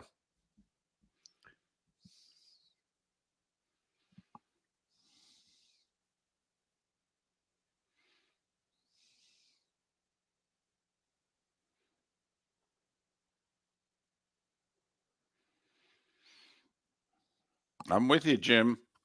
Crash Davis. On a player on a streak must respect the streak. Yep.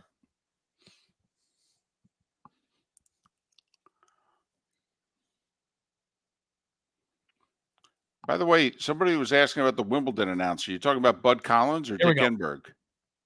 3, 2, 1. You're listening to Miller and Moulton, exclusively on the Florida Sports Network. Kurt Becker to talk the Kentucky Derby. And while we're at it, we'll even ask him about the Oaks later today. Just a chance to win a shekel or two. Think we can get Trent to bet on the horses? I mean, I'll bet on the horses. Okay. That was a hard sell. Wow. All of a sudden, he's paying attention to the show. Not only am I going to bet on the horses, I'm going to take like the 3 underdogs and just let them ride. You mean like the long shots? Yes. Like 50, 70 Just to 1? give me your money if you're going to do that then. That's the sprinkle. You only put like $2 on it. I will say it's not a bad. If we're going to sprinkle, you might as well, get a 50 to 1 shot to show. What the heck? And I would say bet the 10 spot, the 10 horse. Who was the one That's a couple years ago that was literally it was the fill-in horse and won? Oh yeah. It was like the name. Do you remember? Oh, please, are you kidding? Like, does anybody remember the name of horses if they don't win the Triple Crown? No. There's a few horses that we know won the first 2 legs, and then they, came up agonizingly short at the Belmont, and we remember a few of them. But, I mean, it was Rich Strike. Thank you, Sled Puppy, in the Twitch chat room. Rich Strike. It was like a whole. Remember that announcer was losing his mind. And I've been going through before today was the day when all these Derby winners. And so I have too many Derby winners in my head. Mind That Bird is what I was thinking. That was many years before that. That won at like 50 to 1 as well. So Kurt Becker coming up in 15 minutes. We'll talk a little Derby, and maybe you as well could win a little something. Our poll question along the lines of the Derby, kind of a bucket list sports thing, right? So we got a few this spring and summer coming up. The Derby, the Indy 500, the Open Championship at Wimbledon. I mean, which one would you, of the 4, which one would say if I could only go to one, I'd go to this one? So there you go. David, you and I are in the minority too, because you're saying Indy 500. I say Wimbledon, but those right now are getting boat raced by the other 2. Okay. All right. And Mark's the Open Championship. No. I'm the Derby. Oh, you are? I'm the Derby. Oh, okay. And it's not close. The Derby, I would rather go to the Kentucky Derby than a Super Bowl. Ooh. And it's not close. And that's interesting to me because, I mean, let's face it, unless you have a really good seat, you miss most of the race at the Derby. I got you. I'm there all day. I get to see all the people in the hats. I get to make all the bets. And I would spend real money to go to a Derby. I would have to be, I don't have the kind of money to get in the exclusive parties, but I think I have enough to get somewhere of significance inside Churchill Downs. Okay. All right. So and that's the wife's on board too. So this is something that hopefully sure will happen. Sure, she'll get dressed up. She'll wear a hat. Oh yeah, absolutely. I could see that. Would you bring the daughter? No.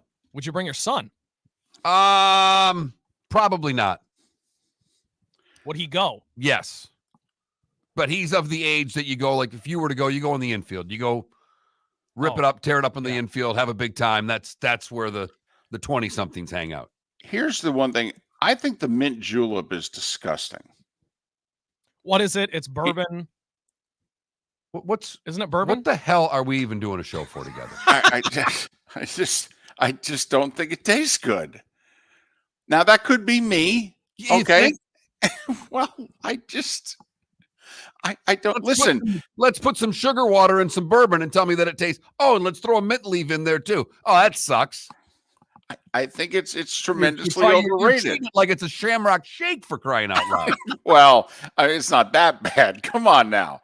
I mean, it's not the McRib. Okay. I mean, it's not. But like the Masters, you've got to go. And we've been raved about the menu. The pimento and cheese sandwich sucks. Oh my God, what does the matter with you? It's awful. Do you and like I'm a guy who likes egg salad. Hold on here. Hold on. It's awful. Hey, Mr. American Cheese over there. It's not good. It's not good. It's great. All right. You know what? You in New Jersey, you know what? Have a damn. Don't blame. Hey, don't blame it. Don't take my state down too. Don't drag Jersey into this fast food grease bomb gut bomb burger and tell me a pimento cheese sandwich is crap. Those are fighting words. It's crap. And you're in the South now. I know. People are coming for you. I understand that. I'd be careful going through that drive-through today if I were you. Listen, and when I visit Huntsville, I understand. I could get in trouble, but that's just. I think that. I love the McDonald's menu. I tried 2/3 of what was on it. But let me tell you, man, I gave away half of my pimento and cheese sandwich. I'm like, and I don't give away food.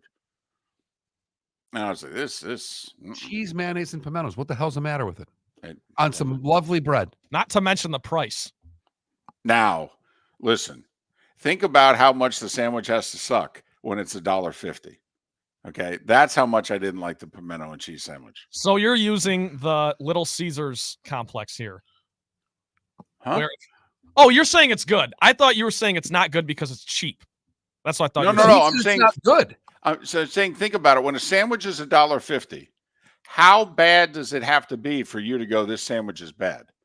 Because it's $1.50. I mean, so it's awesome, right? $1.50 sandwich. I got you. Right.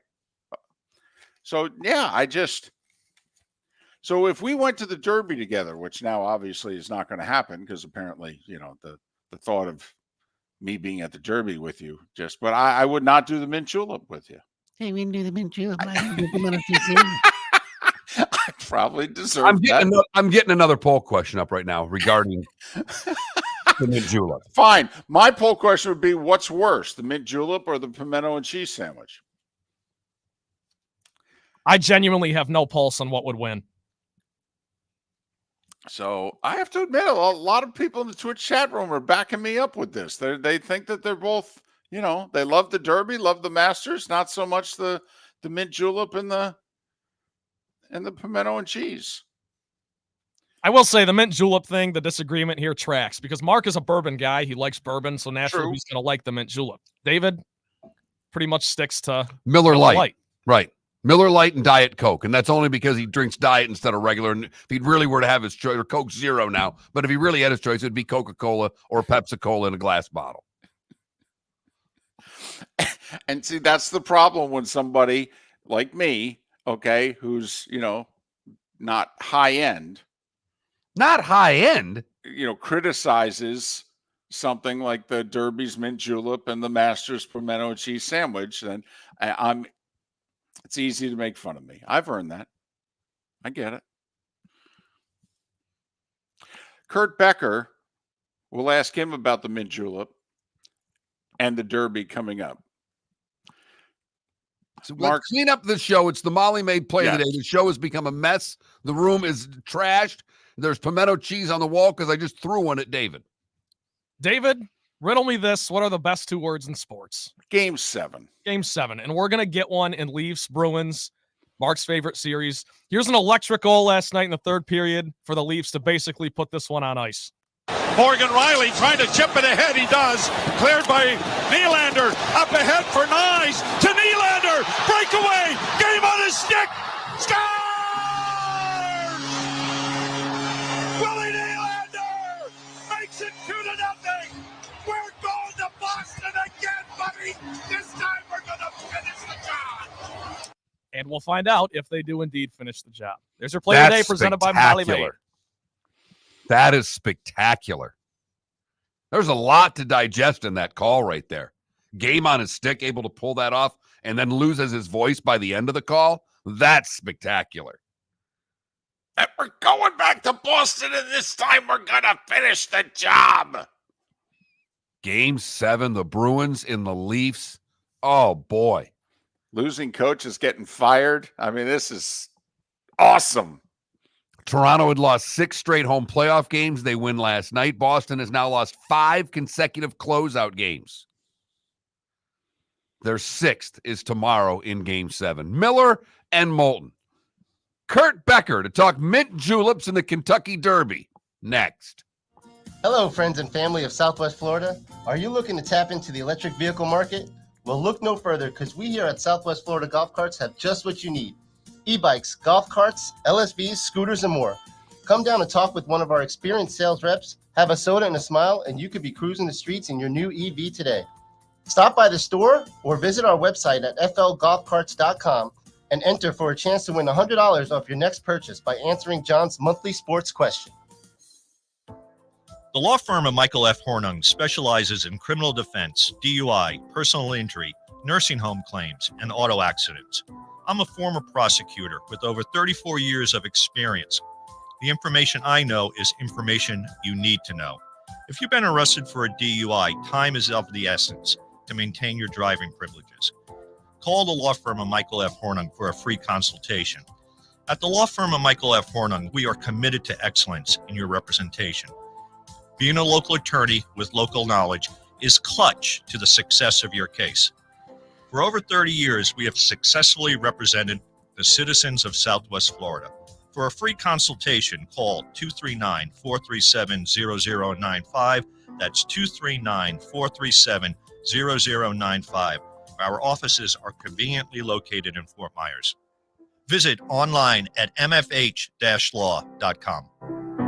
Located on the East Trail, locally owned Naples Tiki Bar and Grill is an outdoor eatery next to the Hitching Post Shopping Center. Island-inspired food with a true tiki theme. The best place in Naples to enjoy the beautiful weather in Southwest Florida. The Naples Tiki Bar and Grill offers a great menu for dine-in or takeout. Enjoy our famous pulled pork, huge burgers, and tiki bar cocktails. Don't miss happy hour every day from 3 to 6 and live music 7 days a week. See you soon at the Naples Tiki Bar and Grill, 11498 Tamiami Trail East. You were listening to Miller and Moulton on the Florida Sports Network.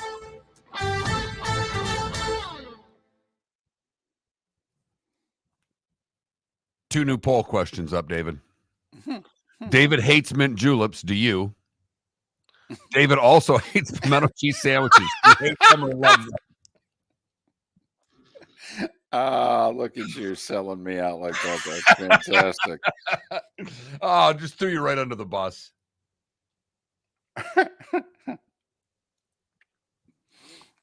That's good.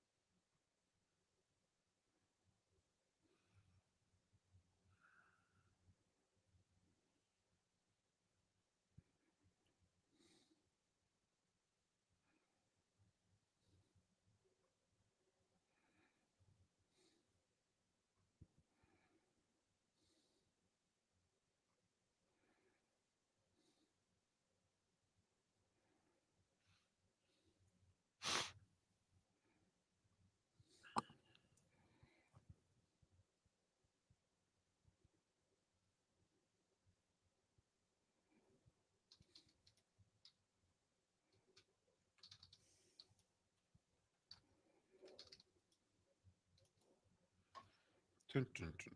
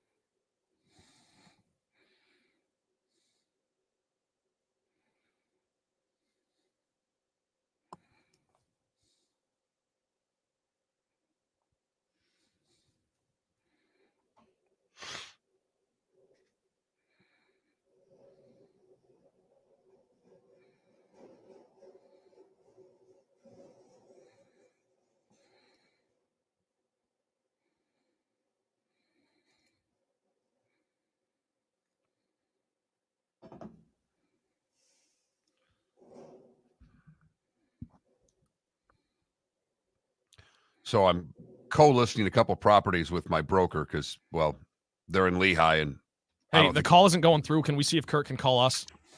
The call's not going through? No, it won't go through. God. What do you mean? It's just Nothing. It won't ring, which has never happened. Are you getting a dial tone? No, nothing. We might not have phones then. I mean, it buzzes when you first pick it up, but then when I dial it, nothing happens. If he can call us, I mean, I can answer it. I'm calling it right now to see to make sure it works. Okay, we're coming back. Are you seeing it?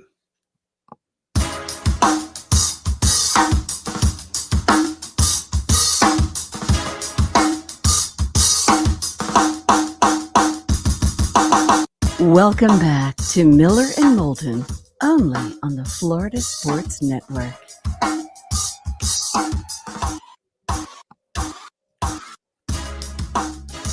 Miller and Moulton at 22 minutes before the hour. Pat Kirwan to join us coming up at the top of the hour. Poll question is up, and we've added to them. We started with which spring summer sporting event is highest on your bucket list: the Derby, the Indy 500, the Open Championship, and Wimbledon. Right now, the Derby getting 42% of the vote, the Open Championship getting 26% of the vote, 17% for Indy, and 15% for Wimbledon. But because of David's hatred for both mint juleps and pimento cheese sandwiches, we added poll questions. We've become a show that we're not. We're making up for the lack of poll questions the past few days by dumping several of them at you all at once. David hates mint juleps. Do you? Right now it's a 50-50 vote early. And David also hates pimento cheese sandwiches. Do you hate them or love them? Pimento cheese is getting 71% thumbs up. Kurt Becker is kind enough to join us right now. Kurt is our horse racing go-to guy. You can follow him on X at Becker Trackside. Becker Trackside, he's part of the Horse Racing Radio Network. Kurt, we hope you are well. It's David and Mark once again. How you been? All is well, gentlemen. It's good to be back on the show with you again. All right, good field, moderate field, weak field overall for the Derby. How do you view these 20 horses? Well, it's one of those things where I always say that we won't know until sometime down the road just how good this crop is. I'll tell you, I think Fierceness, the likely favorite, is legit. I think Sierra Leone the likely second choice is legitimate. Beyond that, I'm not sure what to make of the rest of this bunch. It's as so often it is, it's kind of a puzzle. Well, Kurt, the one crazy thing about it, however, is that you've got Sierra Leone going out of the 2-hole. You got Fierceness going out of the 17-hole. These are spots that don't produce a lot of winners. So in a crazy race with a lot of horses, the favorites did not get good post positions, did they? They did not, and that's one of the reasons why so many people hate trying to bet the Derby and why so many people love trying to bet the Derby, because sometimes the favorites get compromised by the draw, and it can open the door for a bigger price. Goodness knows, Mage was 15-1 last year. Rich Strike was 80-1 the year before. So we have seen some big prices capitalize. And 20 horses is a lot of horses on a track that's narrow. That's an old track that was carved out in 1875. It makes for quite a wild card. Well, don't we have the full brother of last year's winner in the field? And so is that noteworthy in and of itself? Well, I think at this point for me, it's of historical interest. You're right. Dornoch is the horse that is the brother to Mage. For me, though, the bloom is off the rose with that horse, as the old saying goes, just because I don't know. He's not coming up to the race in great form. I don't think I'm just skeptical that he's going to be a big factor. But goodness knows, I was one of the people who thought the same about Mage. So who knows? What kind of race do you expect this to be? Is this a speed race or is this sitting back? What do you expect to see tomorrow? There seems to be, the general thought is that, and I would agree with this, that there should be plenty of early speed in the race. I don't think it's going to get crazy. I always think back to about 20 years ago when everything just fell apart in the stretch, and here came Giacomo at a huge price to pick up the pieces. But I think it'll be a case where I don't think you're going to see a real deep closer like we've seen the last couple of years. I think we're about due for a solid pace, but probably I expect a stalker who lays close to the pace is probably the kind of horse I think that comes out and wins this thing. Well, I'm putting money on Catching Freedom, the 4-horse, because the jockey, Pratt, has been money here. I mean, he's damn near finished in the money every single Derby since 2017. Now, he's an 8-1 horse, but I mean, is that good enough reason right there, Kurt, to just put money on the 4-horse Catching Freedom?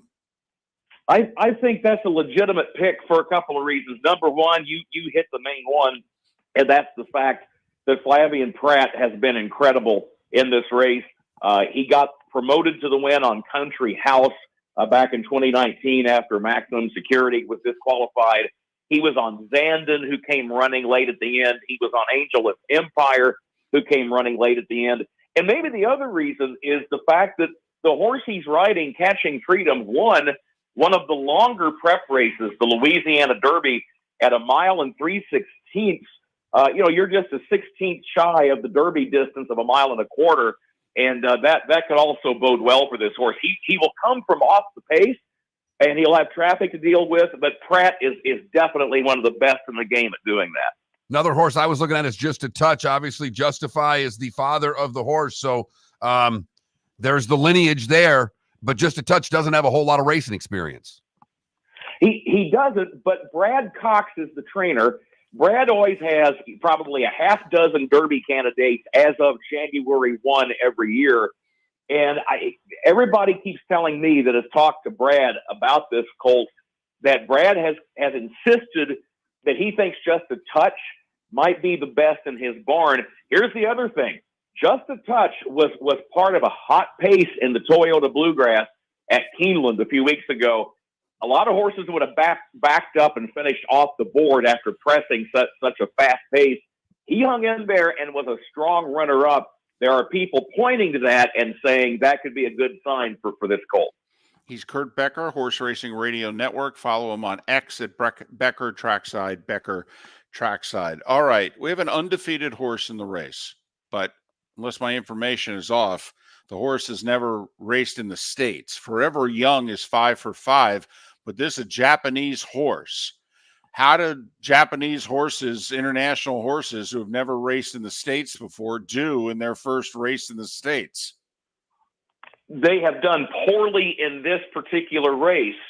It has been a long time since we have seen a horse with foreign breeding or that was based overseas actually come and either win the race or even really finish in the money.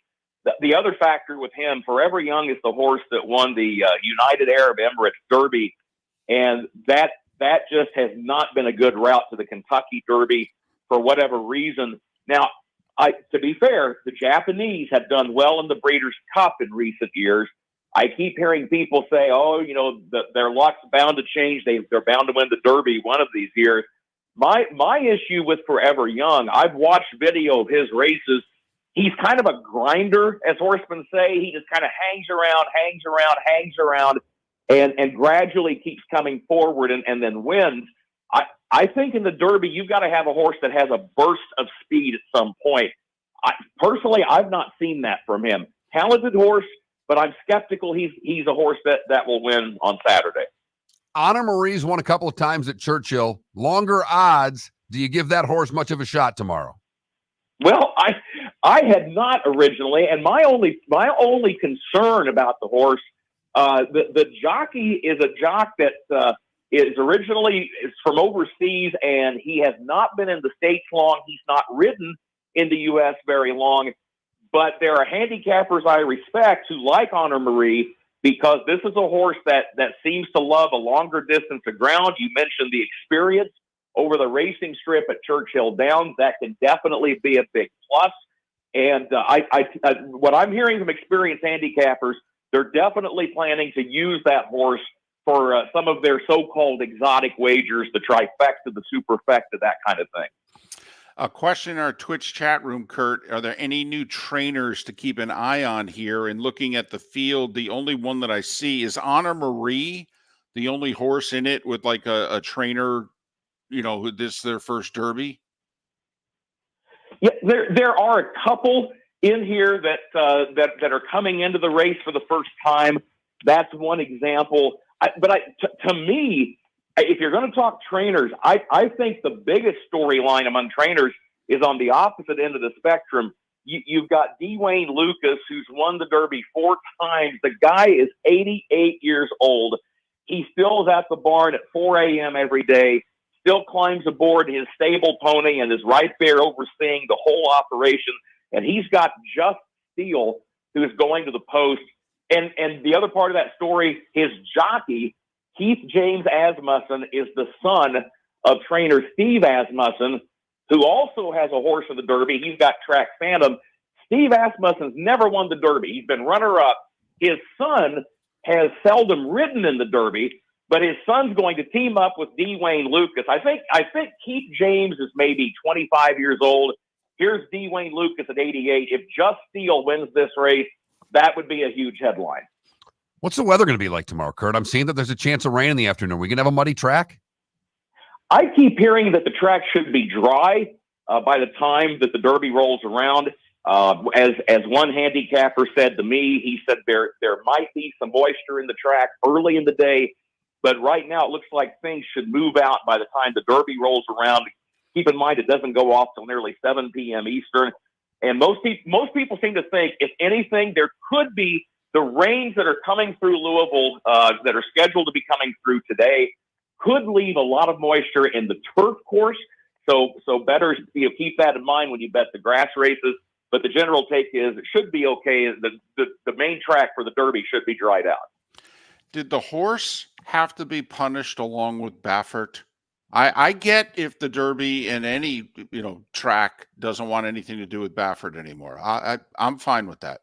But couldn't why did the horse also have to be DQ'd essentially, Kurt? Well, I've put this question to people, and the response I'm getting is no, but it's not necessarily the fault of Churchill Downs. The thought I'm hearing is the owners still had the chance, if they had wanted earlier in the year, they could have transferred their horses to a different trainer, and under a different trainer's name still could have scored some points. and the horse in that way could have still. And I think the main horse people are thinking about is the horse Moose, who won the Arkansas Derby. Some think he's the best 3-year-old. So there was still a path for the horse to get there. I think what happened this year was in January when the Jefferson County judge said he denied the injunction and said, no, you can't run Moose in the Derby if he stays in Bob Baffert's barn. I think at that point, maybe Baffert's owners stood with him and they just said, you know what, the last 2 years we have transferred our horses. We're done. We're not doing that anymore. So it's kind of been an interesting standoff. Who do you like this afternoon in the Oaks, Kurt? Oh, man, I keep hearing from my friends who have been on site all week, ways not means from the barn of Chad Brown. I keep hearing that filly's looked really good in the mornings. I think she's maybe 9-2 on the morning line, so I'm going to take a shot with her. And tomorrow, where are you leaning? Fierceness is legitimate. I think he wins the race. That's not sexy, fun, or exciting because he'll be the favorite. But I think people are trying to poke holes in him that aren't there. If I'm going to give you a price, you say, come on, give me a price horse. Domestic product from the barn of Chad Brown. Folks are all, they talk about Sierra Leone. You hit it on the head. Chad trained Sierra Leone. Bad post position draw. He'll probably get stuck in traffic. Domestic product has a good running style, lay close to the lead. He's actually the horse that won the Tampa Bay Derby, and I think he could be up around 20-1. And the Dwayne Lucas horse, by the way, is also 20-1 right now. Dwayne has not won the Derby since Charismatic in 99. Kurt, thanks so much for your time. We appreciate it. Safe travels over to the Preakness, and hopefully we can talk to you in a couple of weeks. Fellas, as always, thanks for your coverage of racing. We appreciate it. Kurt Becker, who does a great job covering racing, spends a lot of time. Keeneland. I'm geeked up now. There you go. All I needed. It's all I needed. Your face lit up when he gave you the pick for the Oaks. Well, it was I was just kind of looking through and I liked the name. Okay. And then I'm like, oh, ways not means. That looks like a fun horse, 5-1. Did you put it in already? Did you put the bet in? I'll do it this commercial break. Got to see what the difference is because you got the Twin Spires, which you can bet horses in the state of Florida, and then you got the Hard Rock, and you got to play the odds and see where you're going to get the best odds for this. And I got to see if I've still got money in my Twin Spires account. I have no idea. I haven't checked since last year's horse races. My guess is you do. It's like finding a 20 in your pocket. Do you do that often, by the way? My wife always goes through her purse and goes, oh, look, and it's like $53 that she didn't know she had. No, I don't ever do it. Gotcha. Money's in a money clip. I know. It doesn't escape. I know. I don't know why. It seems as if women find money in purse and men are like, no, I got my money right here. Right here. Right. That's why you have a wallet. Besides, you have all my money. I don't have any money. Our poll question, bucket list items this spring into early summer: Derby, Indy 500, Open Championship, Wimbledon.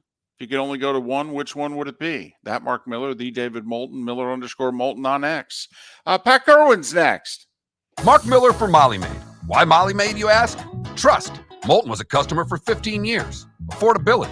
Didn't I just say Moulton was a customer for 15 years? Worry-free services. Our professional house cleaners are fully insured and a 24-hour warranty. Call Molly Maids today at 239-774-5839. That's 239-774-5839 or online at mollymaid.com/FTMYERS. That's mollymaid.com/FTMYERS.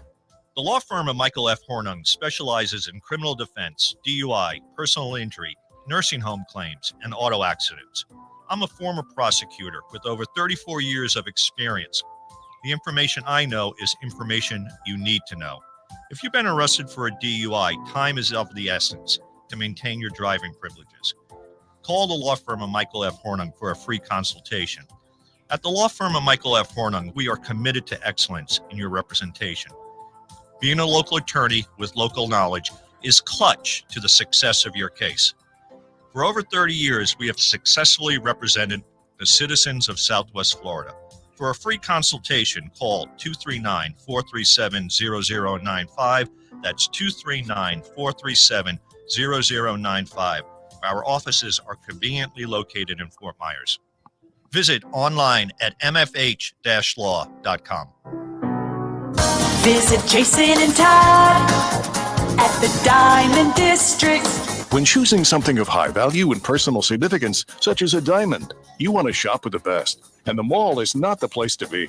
Here are my friends, Jason and Todd with the Diamond District. Take a stroll in the mall, pop into a few joy stores, and you'll soon discover you're in the wrong place. Rings begin to look all alike.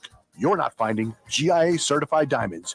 You quickly realize you know more than a salesperson helping you, and all the same financing gets pushed on you. Visit Jason and me, and you'll find America's top bridal designers dealing exclusively with the Diamond District. You'll find the largest selection of GIA certified diamonds, all priced 8 to 10% over cost. You'll find educated sales consultants who have many years' experience and are not paid commissions. And you'll find Todd and me in the store nearly every day, wanting to shake your hand and welcome you to our Diamond District family.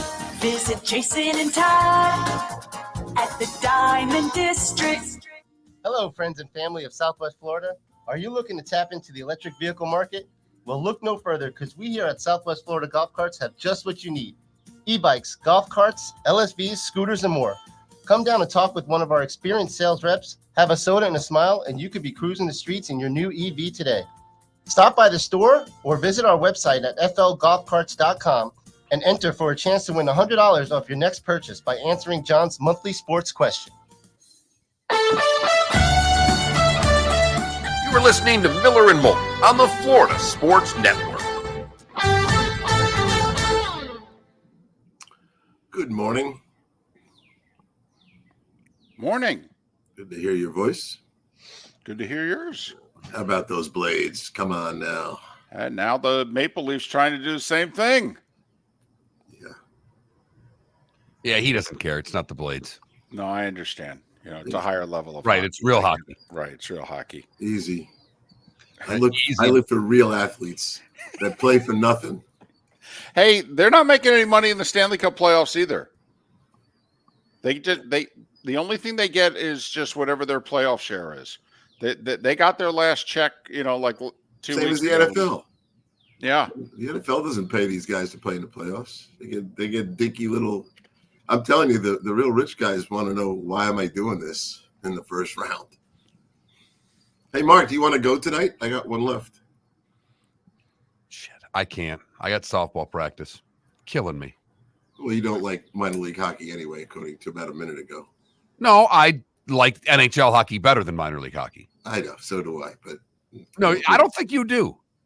I think if it was a choice between a Rangers game and an Everblades game, you'd go to the Everblades game.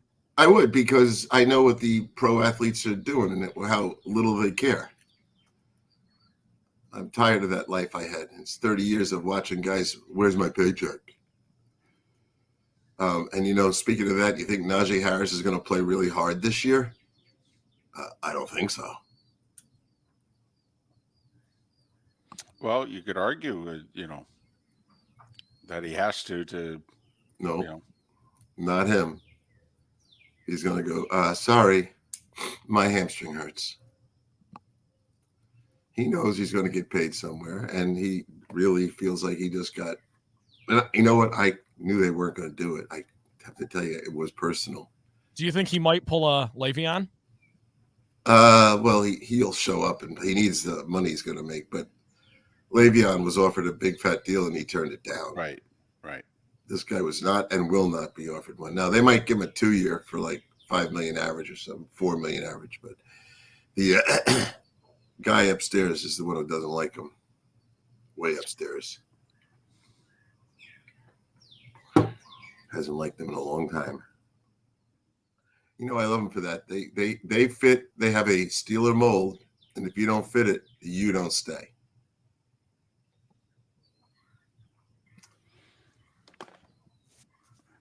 It is interesting if he plays this year the way he ran like the final half of last year, because he ended up averaging his best yards per carry.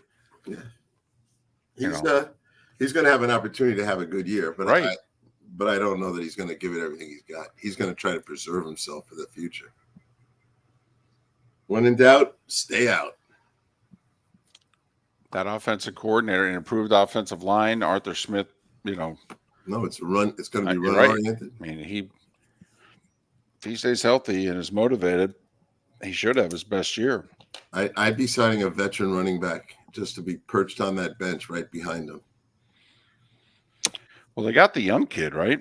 Yeah, they like Jalen, but he's not a power back, and with Arthur Smith, they want power. You ready? Off tackle guy. I was talking to John Harbaugh yesterday while they were signing Nate Wiggins. It was hysterical. He was giving him a pep talk. I said, "All right, let me hear your pep talk." Boom. Signed about 15 seconds later. All right, here we go.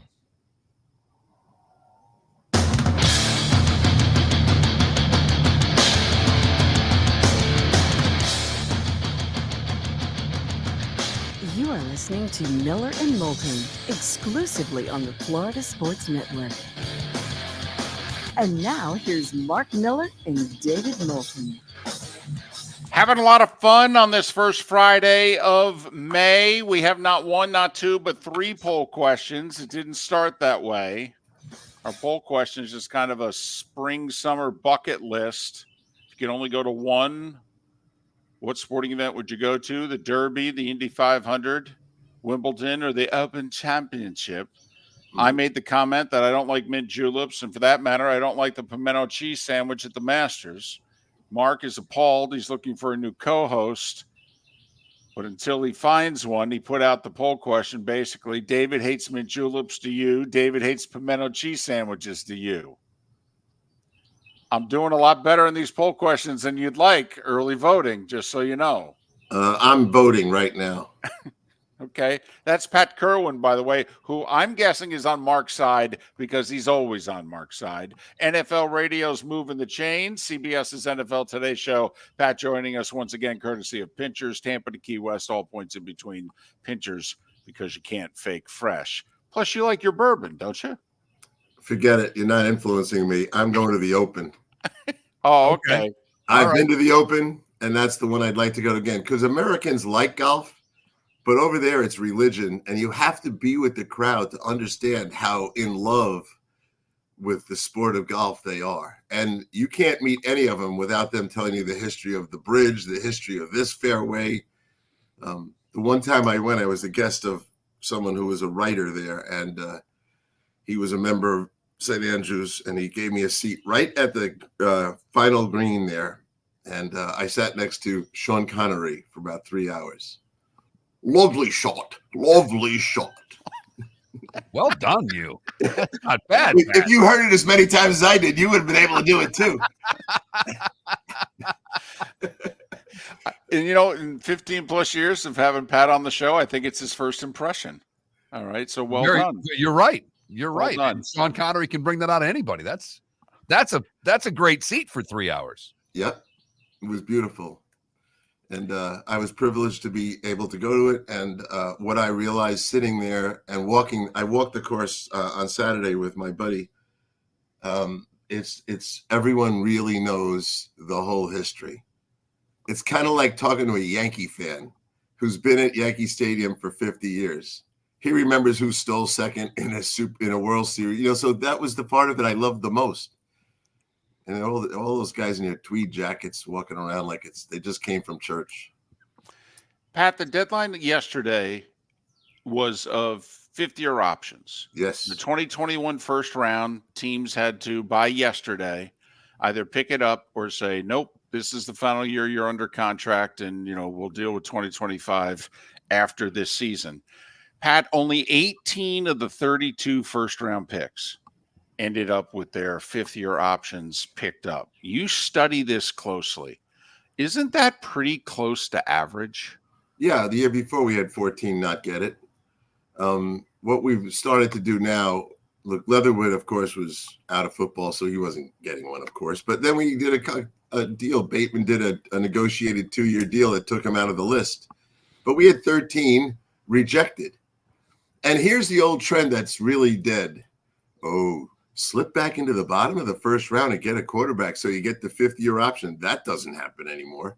And the bottom is where the wipeouts are. I think 4 of the final 6, maybe it was 4 of the final 7, but didn't get it. And then, of course, the number is so prohibitive for quarterbacks. There's only 1 of the 5 quarterbacks drafted. And so it didn't matter where they were drafted. They were all drafted up top. I think the 5th guy went by 11. They were all wiped out except for Trevor Lawrence. So I think people have less regard for the 5th-year option, like, oh, it's so sacred, you got to get it. But it also says something about drafting. Now, what I haven't done, which I might do on a plane ride, is look at the second round success rate last year and the year before, the second round success rate of guys that are intended to be signed, and tie that to the first round and see if the second round actually is better value place to be.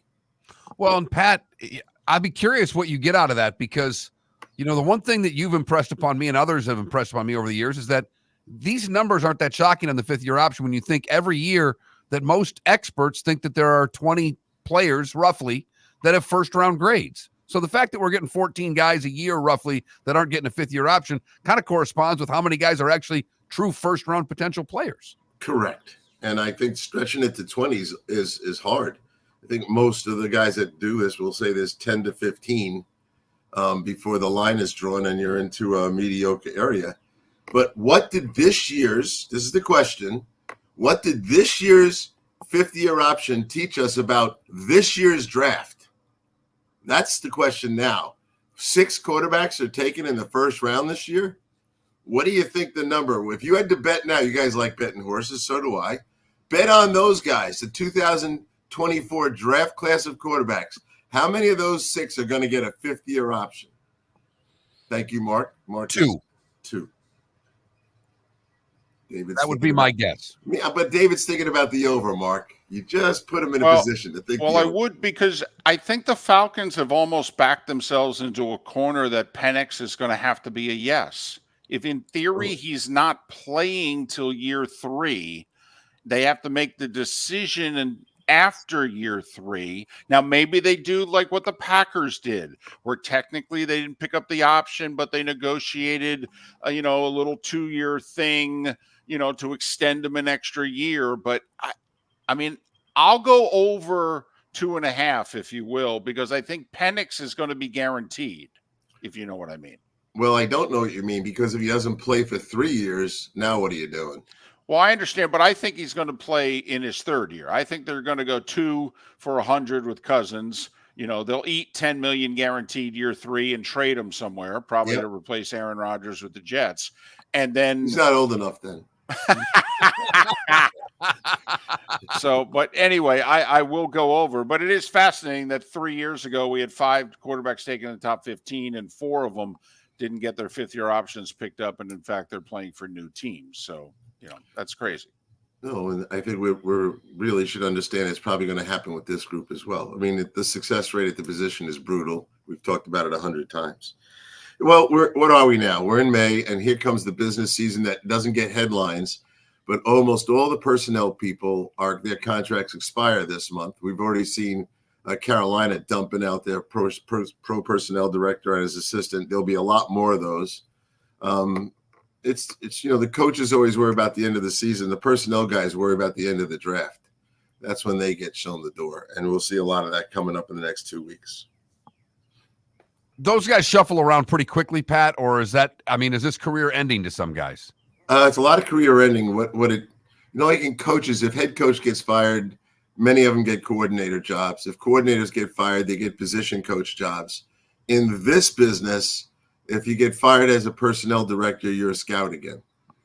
And for some guys, they get to the age where they just can't bring themselves to go on the road 200 days a year. And then they walk away from it. And they get a consulting job with a couple clubs. That kind of thing is interesting. And Donahoe was with the Eagles as a consultant. And then they kind of live on their own terms. But it's pretty rough.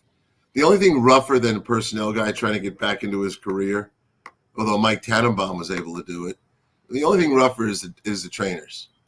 You almost never, ever see a trainer get rehired somewhere if he's fired. Pat, I don't bring this up to get into an argument with you. I really don't. But if we've come to the conclusion that roughly 16, 18, 19 of the first round picks are going to be considered successful enough to have their 5th-year option picked up. Never mind a second contract. Shouldn't teams think more seriously about trading their first round picks, especially if they're picking in the 20s or low 30s, because you're trading it for someone who you're convinced is going to give you 3, 4, maybe 5 good years, where your draft record has shown, you got a 50-50 shot, maybe. Well, you clarified trading with for veterans. You didn't say trading down into the 2nd and 3rd round and multiplying your opportunities. So if you're not trading down and specifically talking about trading your picks away for veteran players, well, the bean counter's got to be in the room to tell you if you have the cap space to do it. And then is it going to affect your team? But I know you know better than to say what you said, because you've seen as much failure in UFA signings as you've seen in the draft. The guys that land up getting a lot of money, we can go through a couple teams that have had disastrous free agent signings. Let's just see a couple of these teams. Let's see how guys who sign with Carolina are going to do. Are they going to act like the player they were, or are they going to become Panthers and stay mediocre? I don't know. I've been through it myself. It's hard. So I'm more inclined to suggest getting out of the first round and getting 2 2s. I'd be all about that. Although, as we all well know, teams aren't as willing to, you just mentioned, teams aren't as willing. That's harder to do because teams aren't willing to jump back into the first round, particularly with the success rate that we're talking about. I mean, the teams you're trading with, they better really have their eye on one guy, right? Yeah, and I do think, just talking to a lot of the GMs, they got, especially in the bottom half, talked to John Harbaugh yesterday, they were so darn excited that Wiggins was going to be there, and they didn't know that to the very last second. But if you get stuck on a particular guy and you hope he's going to be there and he's not, they're vulnerable right then, and you might be able to get him out of their spot. But as I said, I don't know how many guys want to jump into the first.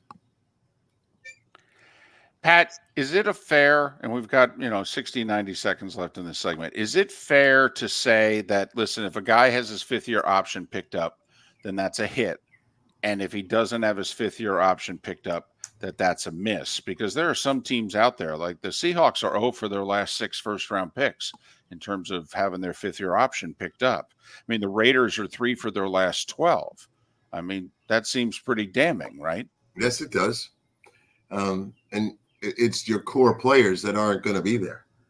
So if, what you want after 4 years is that you want your first-round picks, to be 4 of them, maybe there's 5 by some stroke of good luck, that they're your core guys.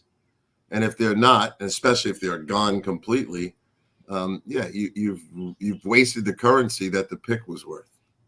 That's the other part. That's your world, David. What's the pick worth? And if you blow it with a bad player, you've done more than one piece of damage. You got the wrong guy, and you didn't trade the pick when it was worth something. So there's a lot of ways to look at it. So I'd say this: NFL success is defined by 50%, and no one wants to hear that. They think it should be 75%, but it's 50%. So if you're below 50%, then you're failing. He's Pat Kirwan, NFL Radio's Moving the Chains, which is weekdays 3 to 7, and he joins us here on Miller and Moulton. Visit Jason and Todd at the Diamond District. Hi, I'm Jason. And I'm Todd with the Diamond District. I believe in complete transparency. If you're shopping for diamonds in Naples, you're paying too much. If you're shopping in the Cape or Fort Myers, you also won't see the selection you deserve to have. If you're online, there's no human connection, and you won't know if your diamond is beautiful or not until it shows up in the mail. Just because it's GIA certified doesn't mean it's brilliant. There's so much more to a diamond than its cut, color, and clarity that makes it beautiful. Visit us at the Diamond District for a non-commissioned and educational presentation, and quit paying more in Naples or buying blind from the internet. The Diamond District has the rarest diamonds from 1/2 carat to 10 carats. You won't find a bigger selection or better value. And you won't find a better buying experience. Jason and I are in the store nearly every day, and we look forward to shaking your hand and welcoming you to our Diamond District family. At the Diamond District. Mark Miller for Molly Maid. Why Molly Maid, you ask? Trust. Moulton was a customer for 15 years. Affordability. Didn't I just say Moulton was a customer for 15 years? Worry-free services. Our professional house cleaners are fully insured and a 24-hour warranty. Call Molly Maids today at 239-774-5839. That's 239-774-5839 or online at mollymaid.com/FTMYERS. That's mollymaid.com/FTMYERS. Hello, friends and family of Southwest Florida. Are you looking to tap into the electric vehicle market? Well, look no further because we here at Southwest Florida Golf Carts have just what you need. E-bikes, golf carts, LSVs, scooters, and more. Come down and talk with one of our experienced sales reps, have a soda and a smile, and you could be cruising the streets in your new EV today. Stop by the store or visit our website at flgolfcarts.com and enter for a chance to win $100 off your next purchase by answering John's monthly sports question. You were listening to Miller and Moulton on the Florida Sports Network.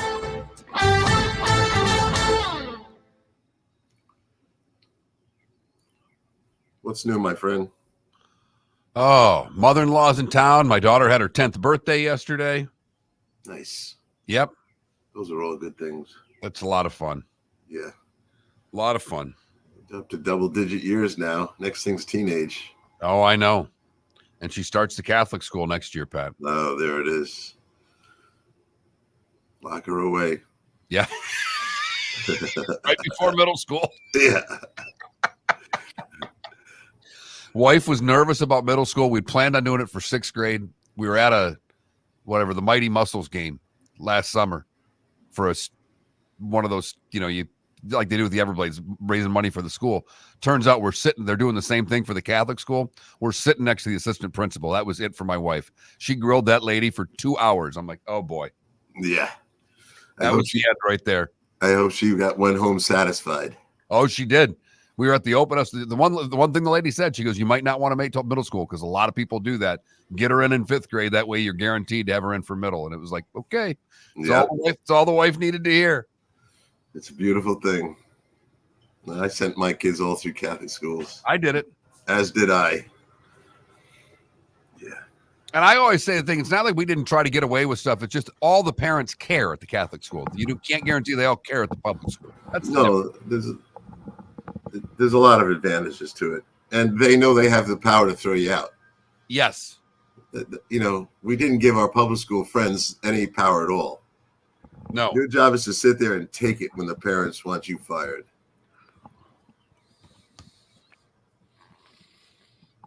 My dad was a public school principal for about 25 years, and he sent all of his kids to Catholic school. What's that tell you?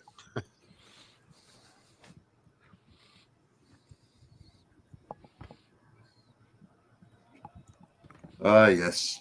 Anyway, did you watch the Blades Game 7, Pat? You bought that package, right? I have Flow TV. I sat here, put it on the big screen, and I really wanted to ask David this question because he was at the game Wednesday. Tuesday. That fan base looked like they knew they were going to lose. Well, Tuesday they didn't. Tuesday they're like, okay, we're going to get over the hump. This was a historic season for them. They finished the highest they finished in the standings.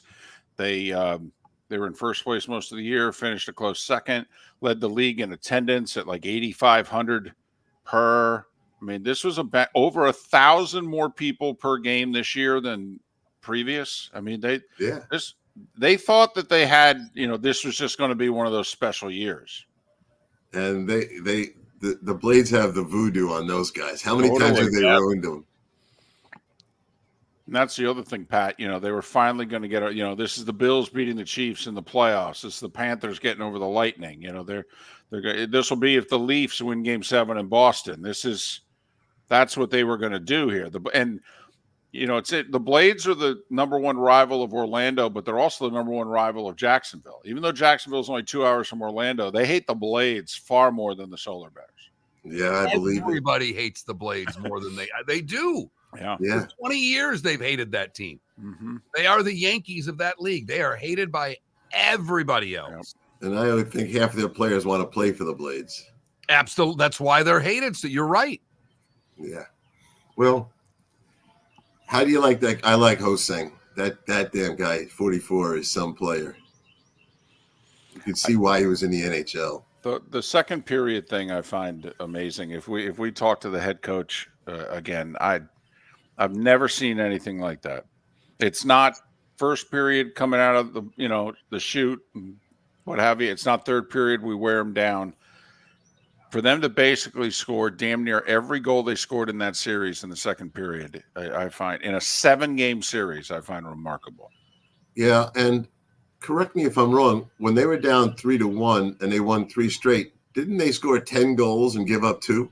11-2. 11-2. Johnson is a good goalie for that level. And that's just it, Pat. They scored 5 goals in the first 4 games. I mean, they were lucky to not get swept. Yeah.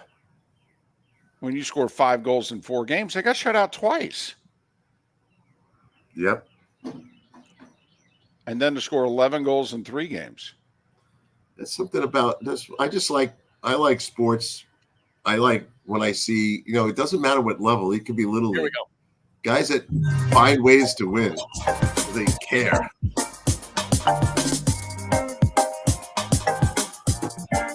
Welcome back to Miller and Moulton, only on the Florida Sports Network.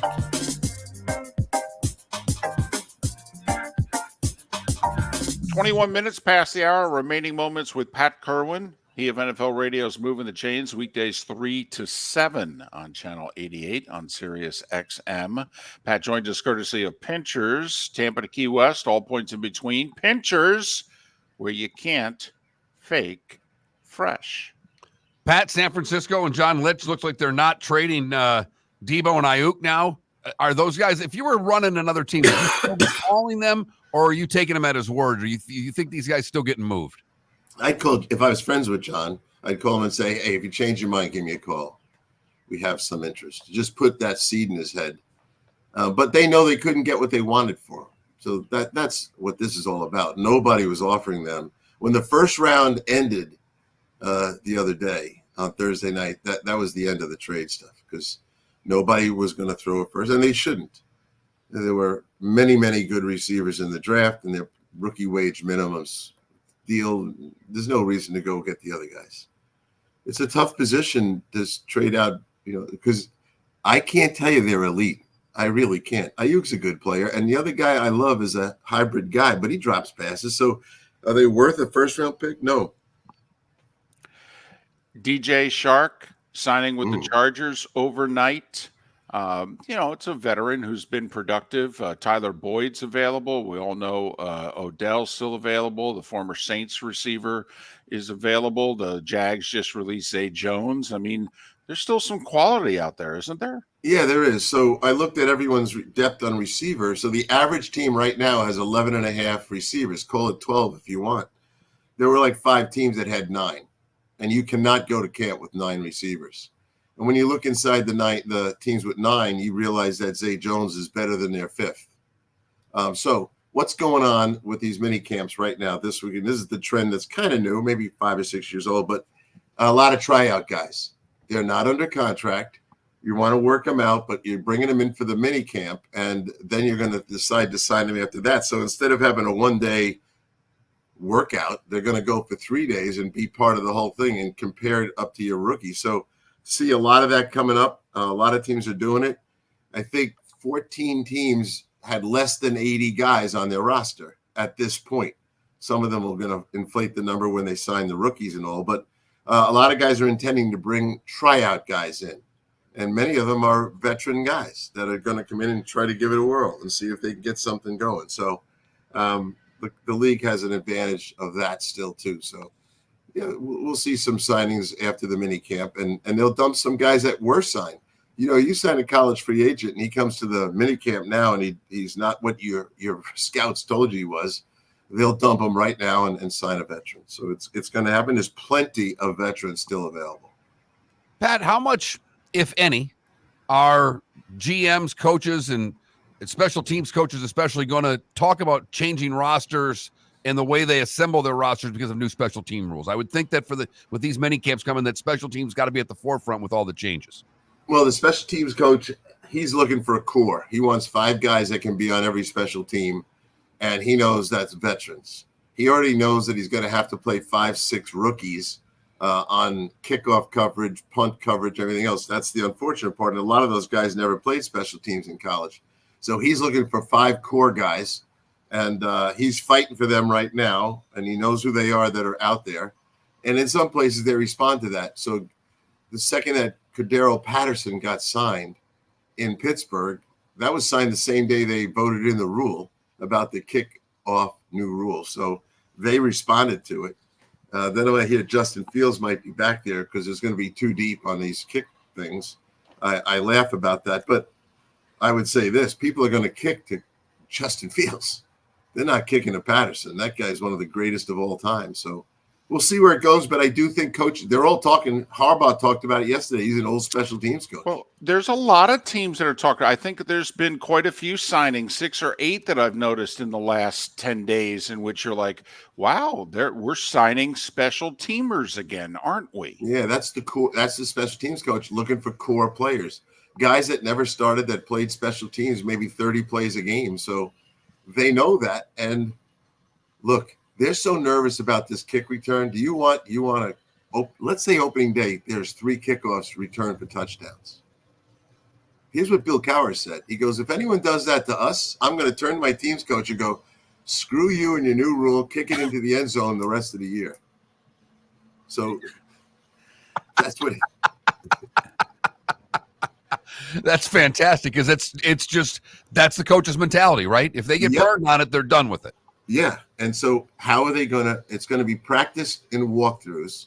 It's not going to be shown in preseason games.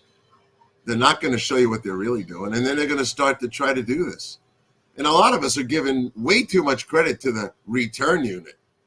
You know, that coverage unit's in pretty good shape themselves. They know where the ball's being kicked, so they can run a stunt up front, a slant right, slant left. They can do whatever they want because the ball's being kicked where they want it to be kicked.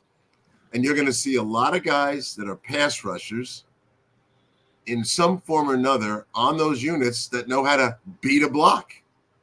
That's what they're going to ask them to do. Rip, swim, get over that blocker.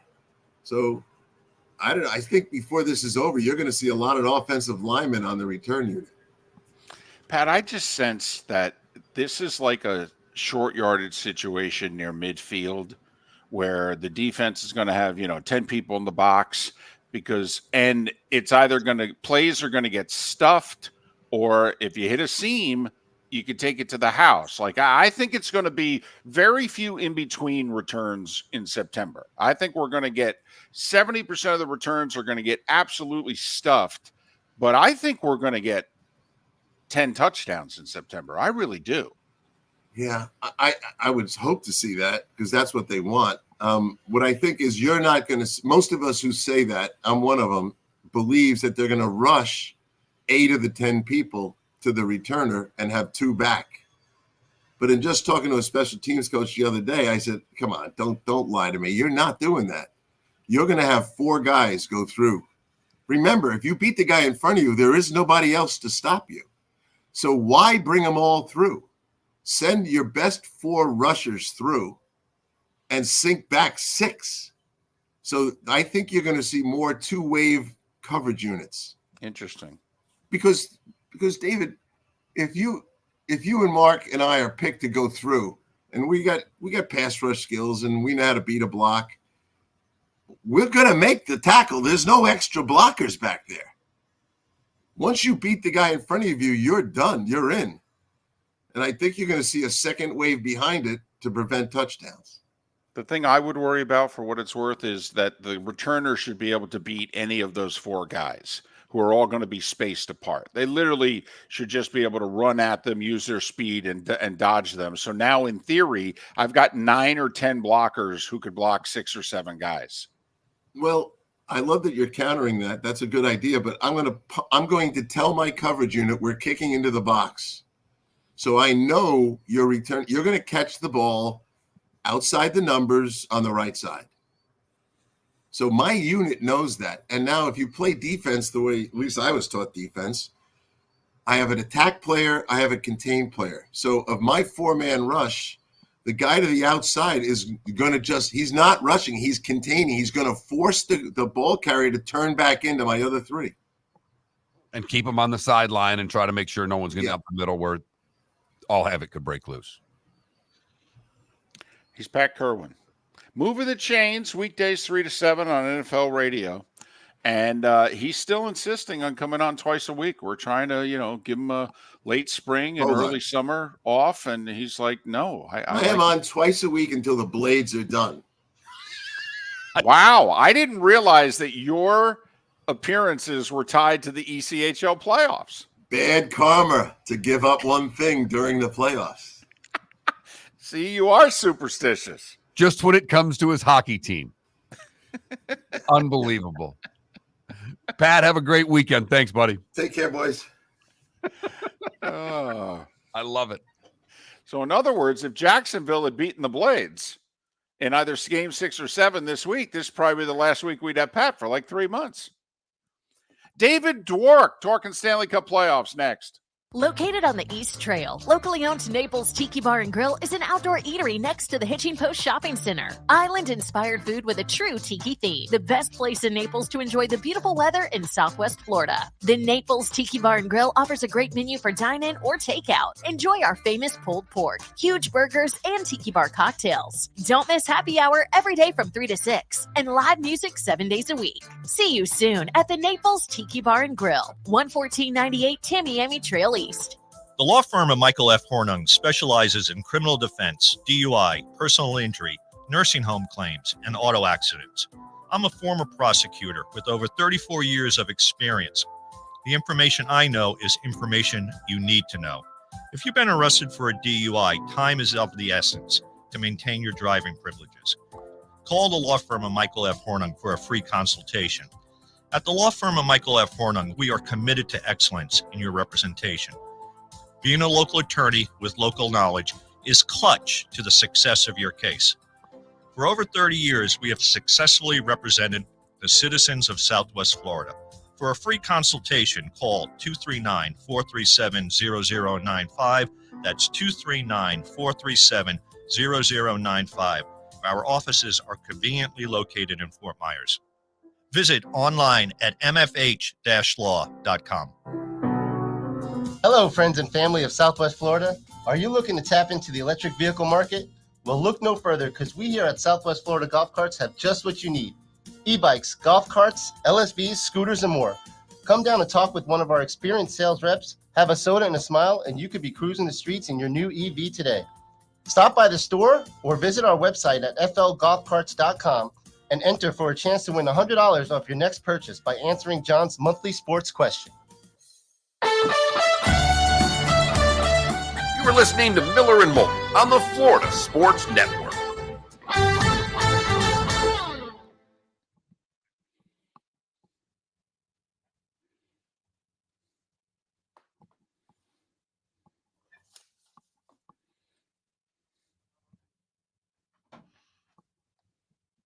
Hey, so is he going to call us? Because remember, we have issues calling him sometimes. Yes. Okay. I text him. He's gave me a thumbs up, so we're good. Good deal.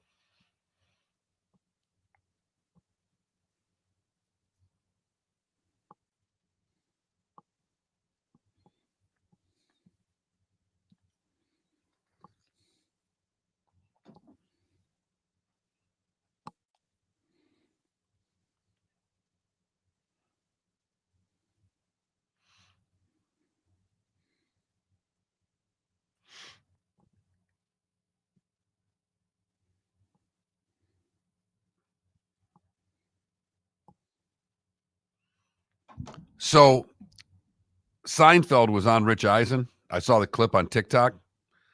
The whole Seinfeld with George being the marine biologist. You with me over there, David? You're looking down. I am. Okay, I'm just making sure. That's I don't know. That's fair. You know the episode I'm talking about where he takes Titleist out of the. Seinfeld tells an unbelievable story. They came up with that the night before they were shooting.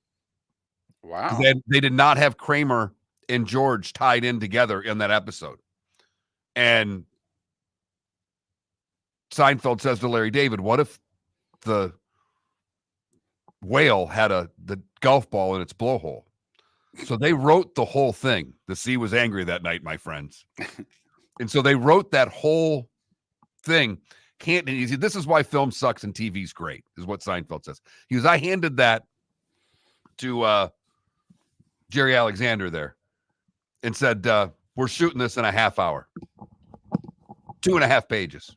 And he says, when you see my face, and they show him, and he's like, as he's telling the story, he goes, I'm not acting. He goes, he's going through this speech that we just gave him a half hour ago, and he's killing it. And they had to, is that a Titleist? They had to get Titleist permission. And they said that basically Seinfeld's like, it's not funny with any other golf ball. Right. And at the, finally waiting, and Titleist says, okay. It's a great story. Yeah. Well, the last thing you want, I mean, what year was that? That's when Seinfeld was big, Right. I mean, so yeah, the last, if you're Titleist, no, we don't want to get mentioned in a show that's got 30 million people watching it. But he's like, Titleist is funny. No other golf ball is funny. Exactly. Top Flight's not going to work. No. Right. Pinnacle. Right. Right. And that they did it. It's the ultimate golfer thing. What might not have been my ball. Yep. Titleist.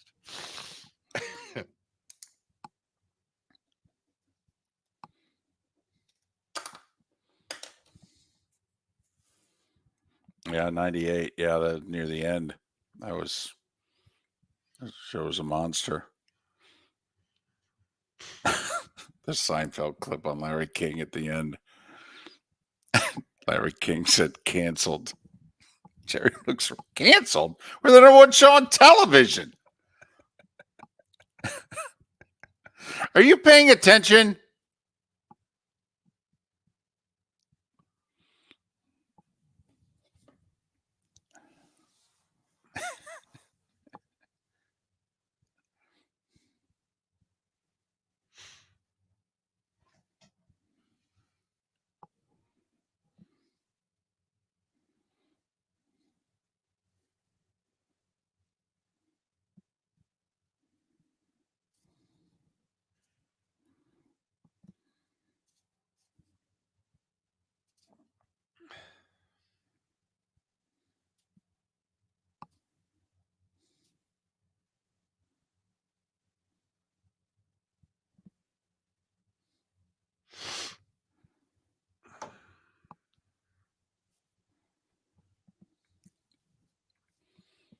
Okay, we're back in 20. I haven't gotten anything yet. Oh, okay. I'll just keep watching it. I'm just letting you know.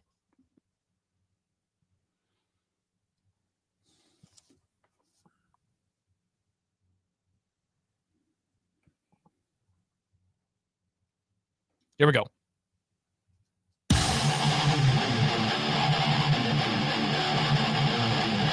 You're listening to Miller and Moulton, exclusively on the Florida Sports Network. 22 minutes before the hour.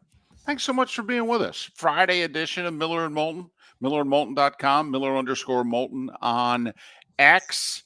We had Kurt Becker on last hour previewing the Kentucky Derby. If you missed it, he had some good insight on a number of horses, even had a pick for today's Oaks.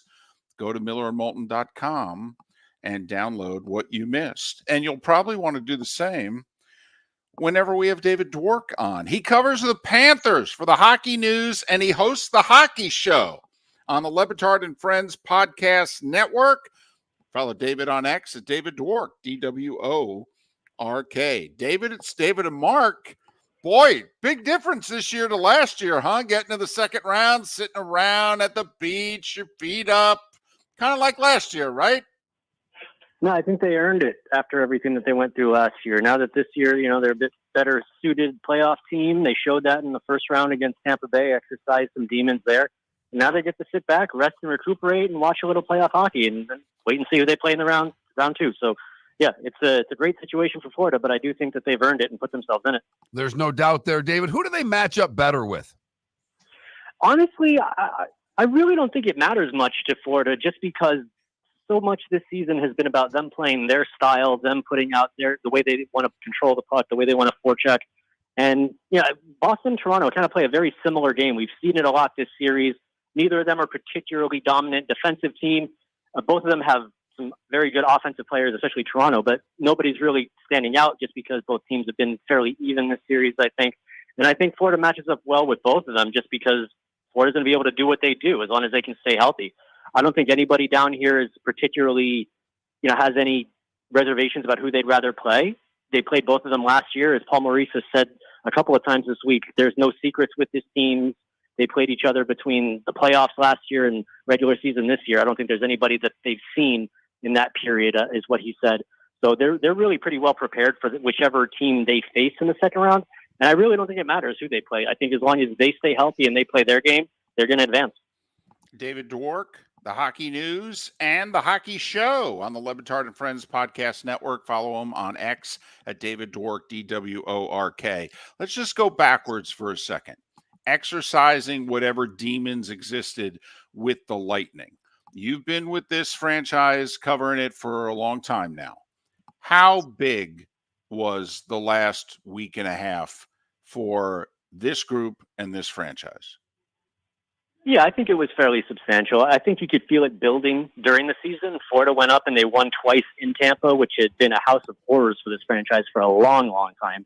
They had that game, I think it was in February or March, where they put up a 9 spot in Tampa. So the confidence was there. But I think after losing to them back-to-back years in the playoffs, getting swept out of the second round the year that they won the President's Trophy, I think there was a couple of extra little, tidbits with a lot of these guys that have been around for a few years. And so it was special. And this is a franchise, talking about the Lightning, they came in 1 year before the Panthers in 93, or 92, 93, and they've won 3 Stanley Cups. They've been to the final, I think, 4 times now. And the Panthers, they've been to the final twice, separated by almost 30 years.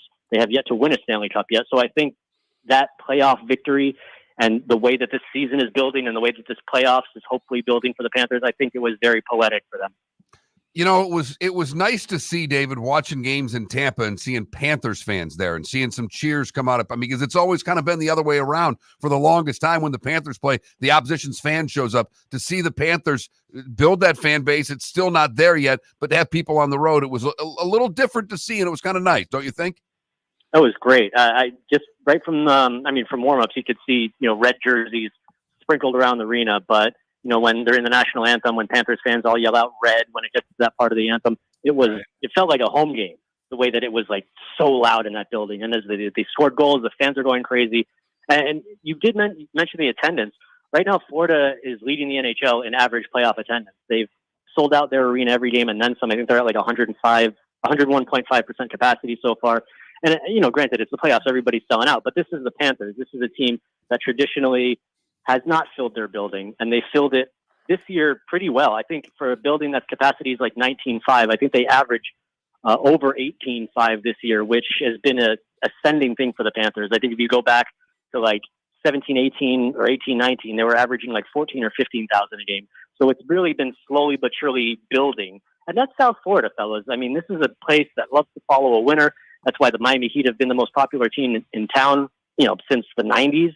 If the Dolphins ever get their stuff together, I'm sure they will once again get on the top of the mountain because this is a football town, I believe. But ultimately, they love winners. And the Panthers right now are proving that they're a consistent winner. They've made the playoffs, 5 straight years now, which is a franchise record. They've advanced past the first round 3 straight years, which they've never done before. So if there was a time to be a Panther fan, this would be it. Well, last year, first round went 7. They had to come from 3-1 down, didn't have much rest. And this year, obviously, it's very different. Game 1, by the way, Monday against either Boston or Toronto, the winner tomorrow night in Boston of the Panthers' second round series. From an injury standpoint, is everybody going to be back? Is this team basically going to be as healthy or healthier even than when they started the playoffs? Yeah, the only real question mark regarding health with the Panthers is Sam Bennett.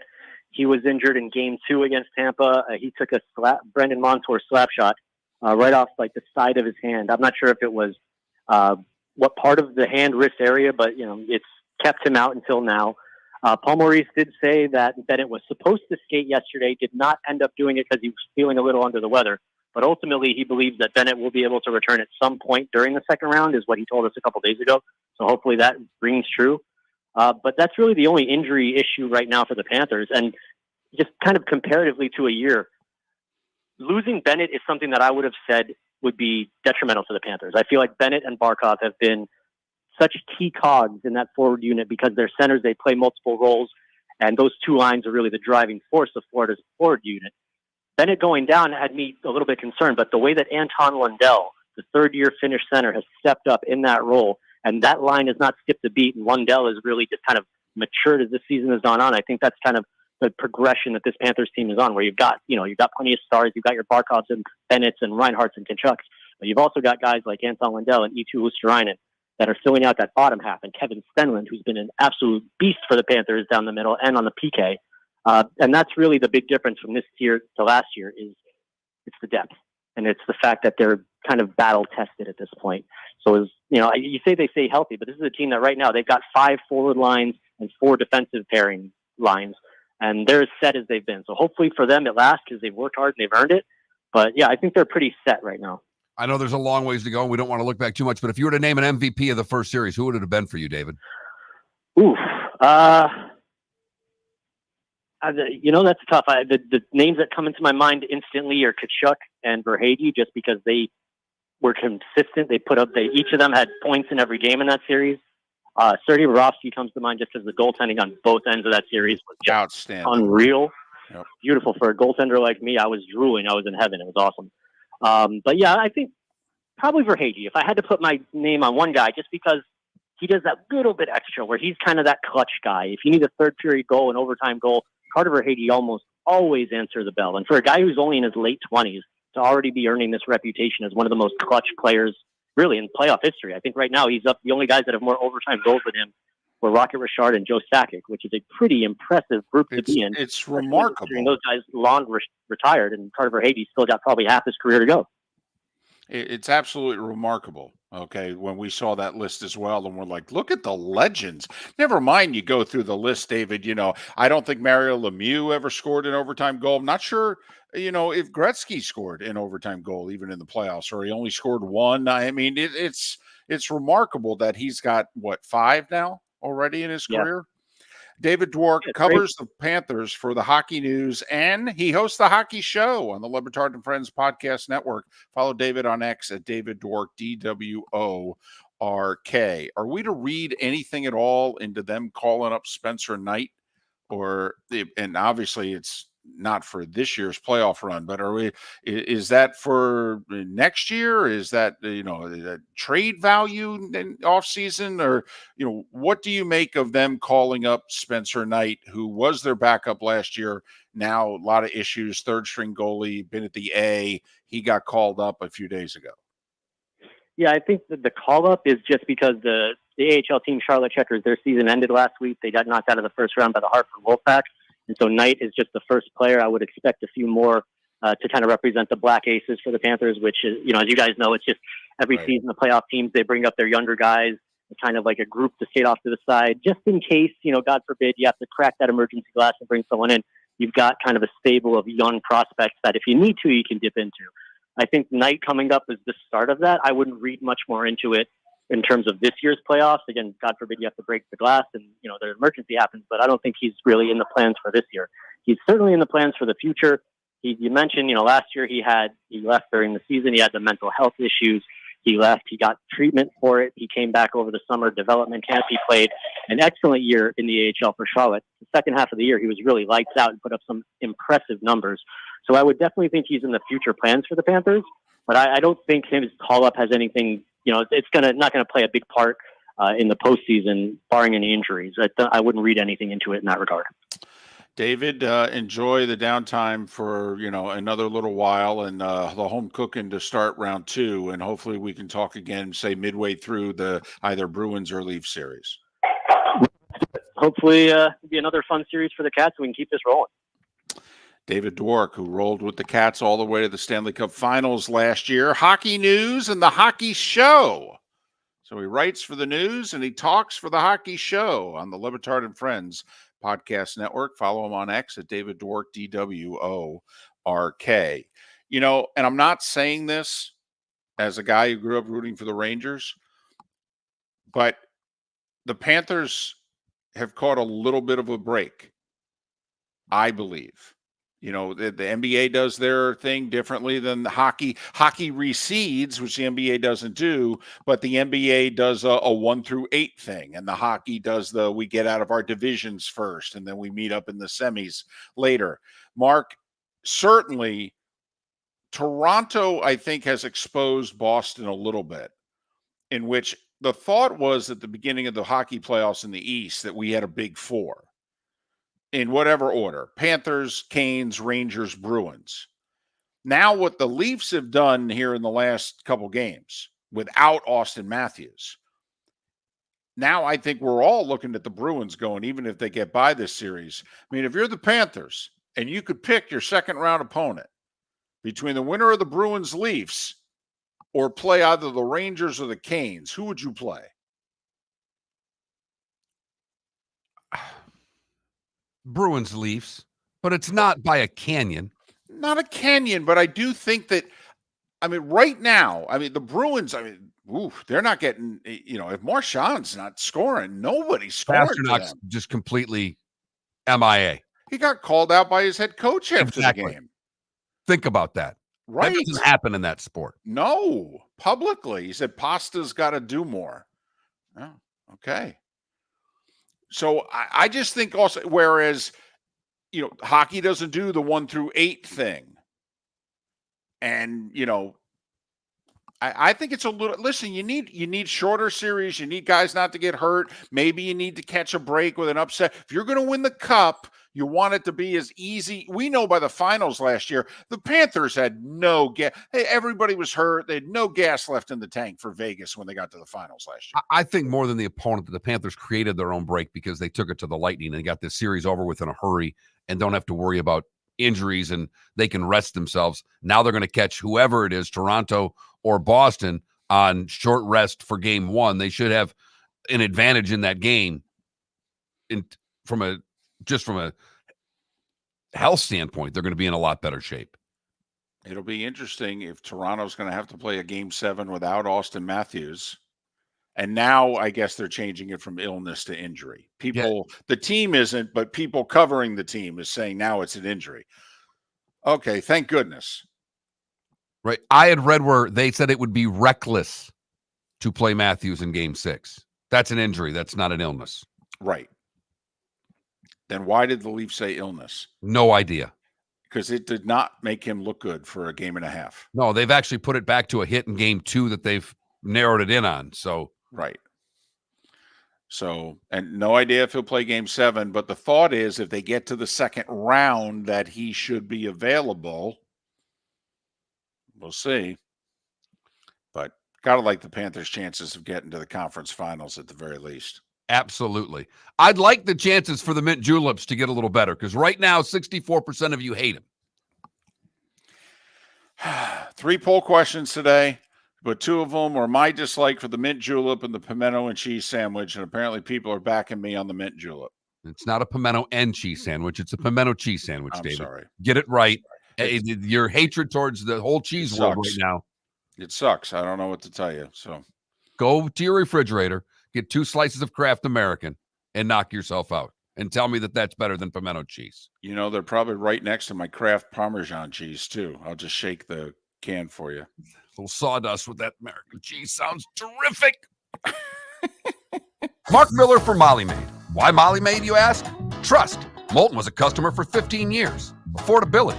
Didn't I just say Moulton was a customer for 15 years? Worry-free services. Our professional house cleaners are fully insured and a 24-hour warranty. Call Molly Maids today at 239-774-5839. That's 239-774-5839 or online at mollymaid.com/FTMYERS. That's mollymaid.com/FTMYERS. Located on the East Trail, Naples Tiki Bar and Grill is an outdoor eatery next to the Hitching Post Shopping Center. Island-inspired food with a true tiki theme. The best place in Naples to enjoy the beautiful weather in Southwest Florida. The Naples Tiki Bar and Grill offers a great menu for dine-in or takeout. Enjoy our famous pulled pork, huge burgers, and tiki bar cocktails. Don't miss happy hour every day from 3 to 6 and live music 7 days a week. See you soon at the Naples Tiki Bar and Grill, 11498 Tamiami Trail East.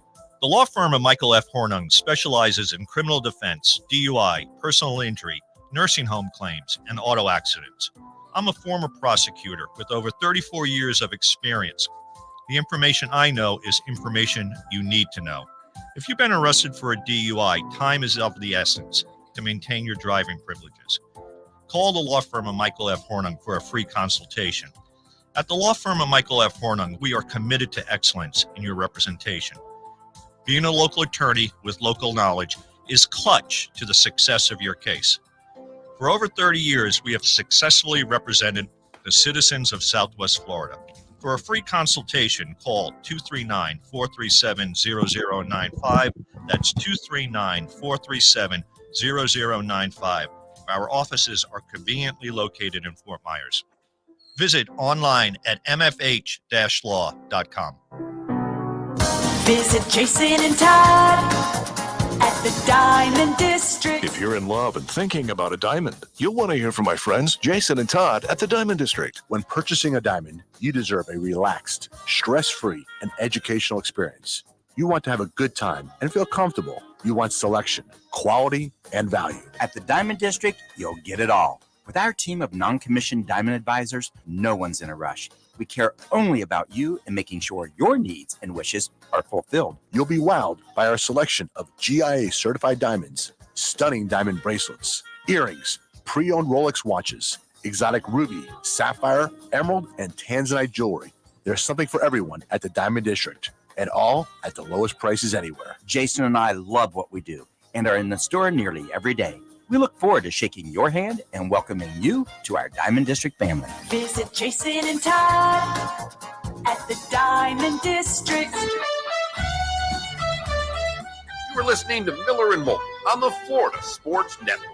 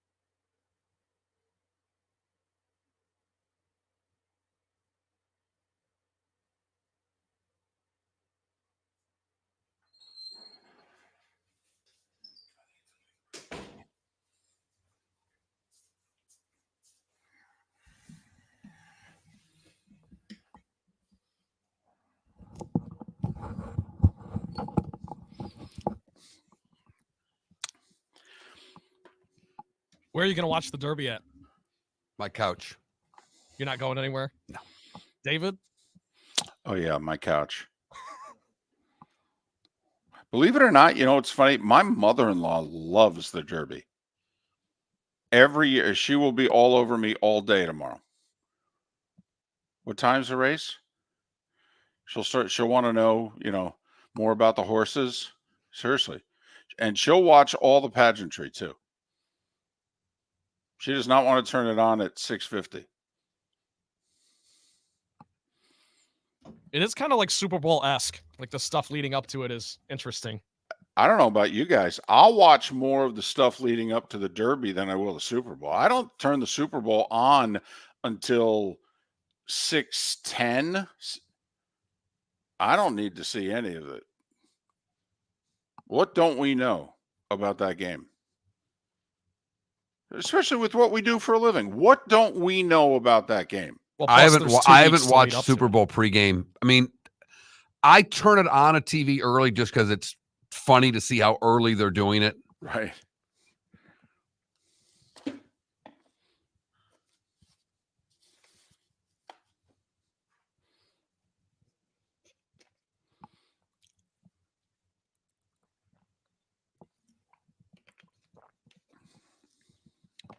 Hey, who was that longer shot that Kurt liked again? What was the horse with value that he picked? Hold on.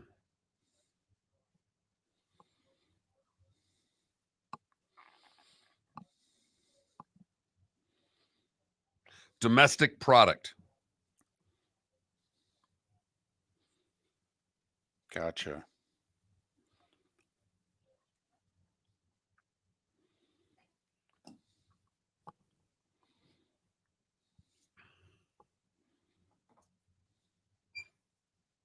Kurt loves us.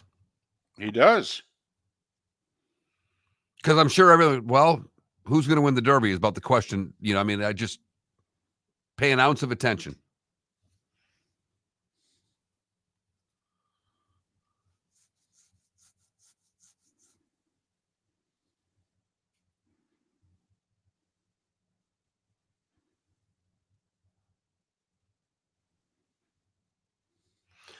Saint Anne, do you like bourbon? Here we go.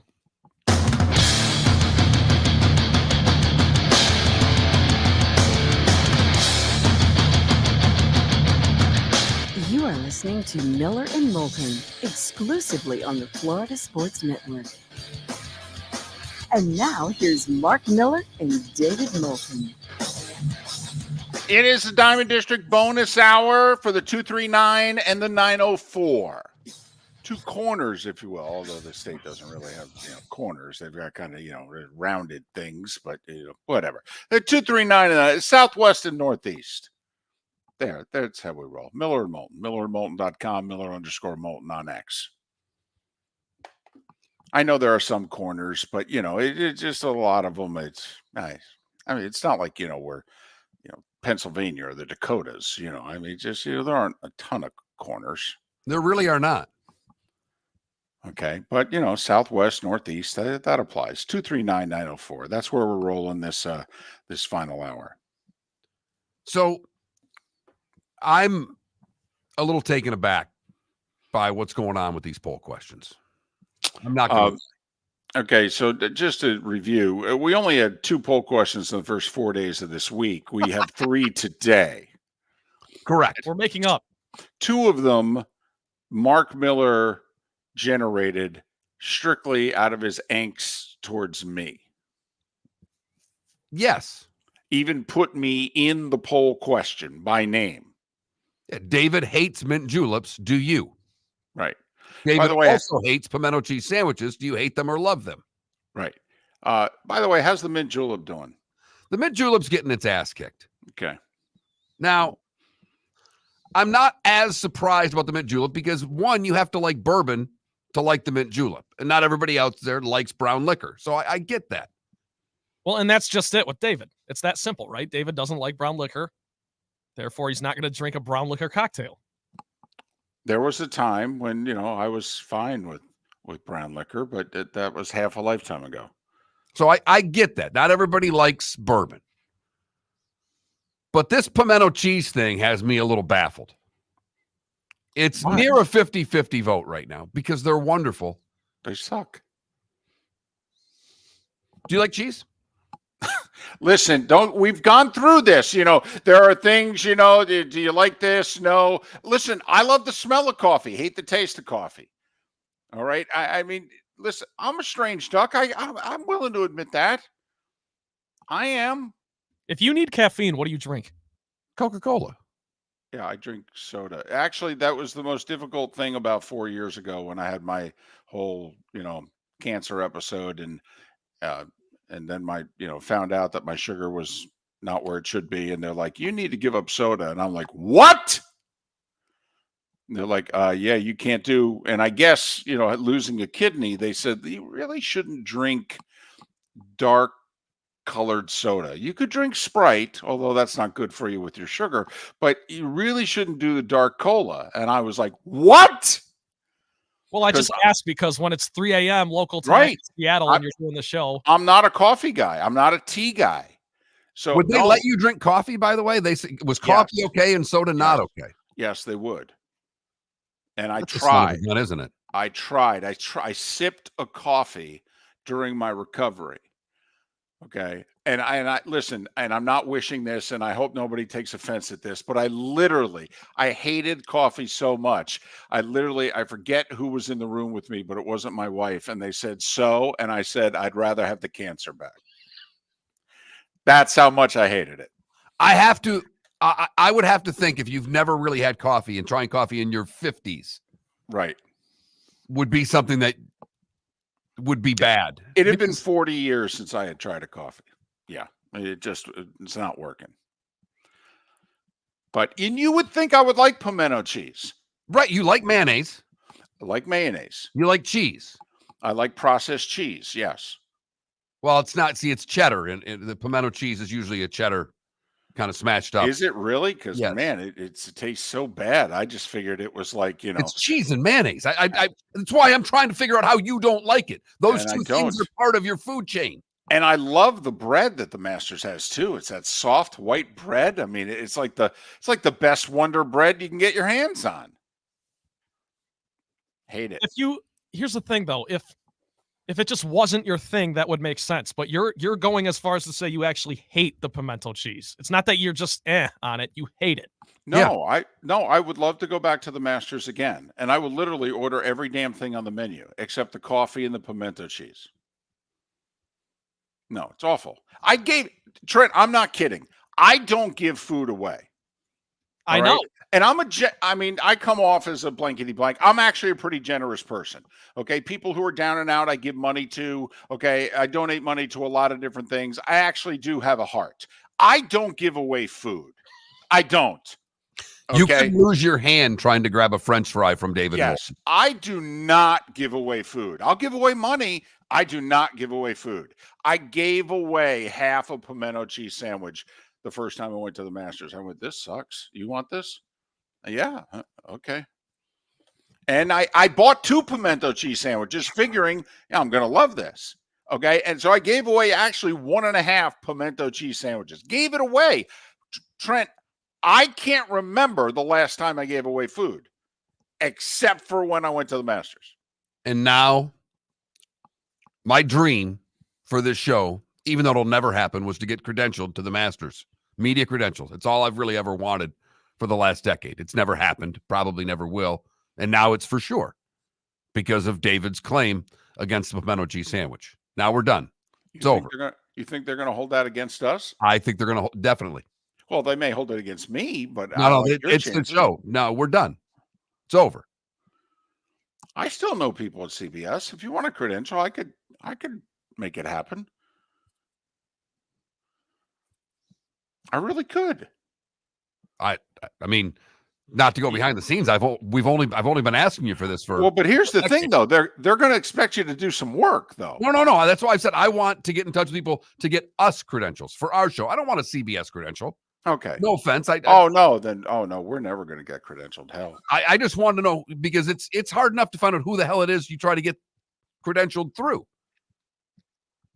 Could you imagine getting credentialed and you win the lottery to play Augusta on the Monday after the Masters? That's why I want to get credentialed, just for the shot at it. I didn't know that was a thing. Yeah, they let the media play on Monday. Really? Not all of them. No, only a few people, I think, win it. And in fact, one of the people who won it this year was a woman who doesn't play golf. And she won the raffle. And oh my goodness, the media, they went nuts. They're like, oh, this is ridiculous. This is an outrage. You don't play. Okay. And she's like, well, I don't know what to tell you. They picked me.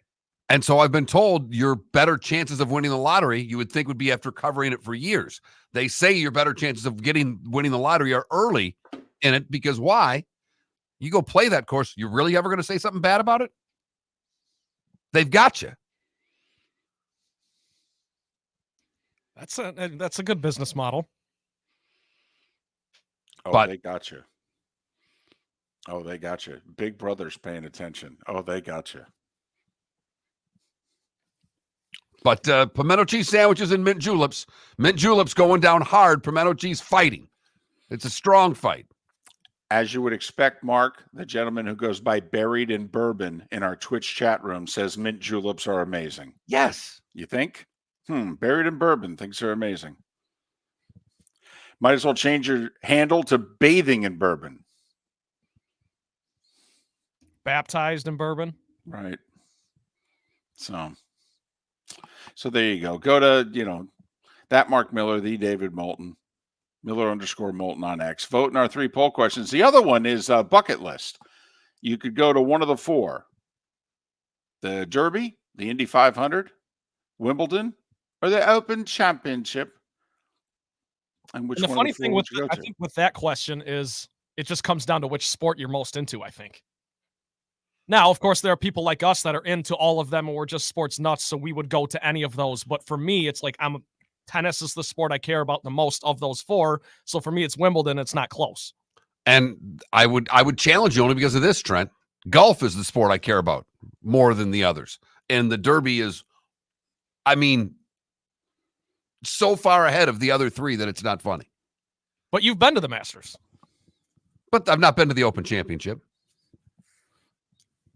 Across the pond. From a TV rating standpoint, by the way, the Derby dominates the other 3 events. There's a chance the Derby tomorrow outrates the NBA Finals. And I'm talking about the best rated game in the NBA Finals, unless, particularly like last year, like an average Kentucky Derby lately is what Game 5 of Heat Nuggets was last year, which was obviously the highest rated game. Now, you get an NBA Finals that goes to 6 or 7, and if the Celtics are involved, okay, maybe the second half of the NBA Finals will outrate the Kentucky Derby. But, Trent, 14 million people are going to watch this. And when they do the rating, they don't do it from 6:45 to 7. That's a 3-hour show that's going to average 12 to 14 million people. Well, here's the thing. I'll definitely watch it. But the question is to attend, to go to it. Right. And for me, I would appreciate that 2 weeks of Wimbledon more than I would appreciate all day. No, I totally get it. I was just discussing the ratings of tomorrow and how fascinating it is that the race is 2 minutes. And the sport's dead. Correct. That's the other side of it. The sport's dead. They've closed down tracks all over the country. Horse racing's not relevant at all anymore. And really, the other 2 legs of the Triple Crown are not relevant unless the Derby winner wins the Preakness. Then the Belmont's a big deal because we've got a Triple Crown opportunity. This is the only horse race that matters. But for the record, I will gladly go to any of the 4. But that's how ingrained for, the Derby is a big thing in this country. And we've talked about it for years when we were only on in Southwest Florida. Outside of Louisville, okay, there have been many a year in which the number 2 rated television market for the Derby in the country is Southwest Florida. And it's never worse than 3rd. Right. And that's why we've had Kurt Becker on for years, because we know that our audience in our home, if you will, and we're very thankful to be on in Jacksonville. For those of you tuning in, thank you. But we play the hits. And for the folks in Southwest Florida, the Derby is a big deal. We play the hits. I like that. That's another T-shirt. Put it on the list. He really thinks that before he leaves this show, we're going to get merchandise, doesn't he? That's my mission. That's I your want mission? merch. I'll wear the merch. Oh, we know you'll wear it, but you'll wear it because you don't have money to buy anything else. You work here. We know what you make. You're counting on merch. You're like, man, they better get merch or I'm going to run out of clothes. But I'm talking cups, the whole 9 yards. Look at this. Now he wants something for his coffee. How long have we been doing this? We have any merch?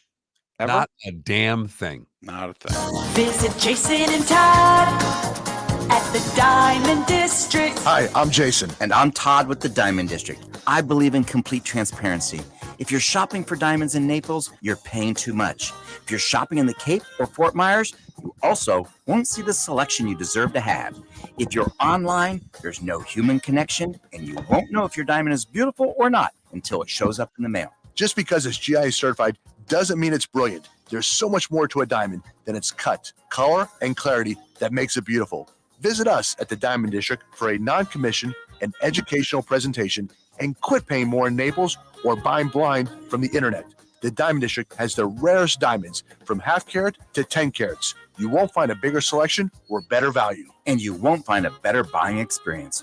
Jason and I are in the store nearly every day, and we look forward to shaking your hand and welcoming you to our Diamond District family. At the Diamond District. Located on the East Trail, locally owned Naples Tiki Bar and Grill is an outdoor eatery next to the Hitching Post Shopping Center. Island-inspired food with a true tiki theme. The best place in Naples to enjoy the beautiful weather in Southwest Florida. The Naples Tiki Bar and Grill offers a great menu for dine-in or takeout. Enjoy our famous pulled pork, huge burgers, and tiki bar cocktails. Don't miss happy hour every day from 3 to 6 and live music 7 days a week. See you soon at the Naples Tiki Bar and Grill, 11498 Tamiami Trail Mark East. Miller for Molly Maid. Why Molly Maid, you ask?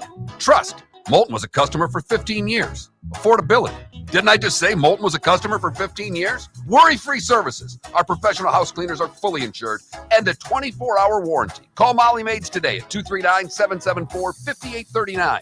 That's 239-774-5839 or online at mollymaid.com/FTMYERS. That's mollymaid.com/FTMYERS.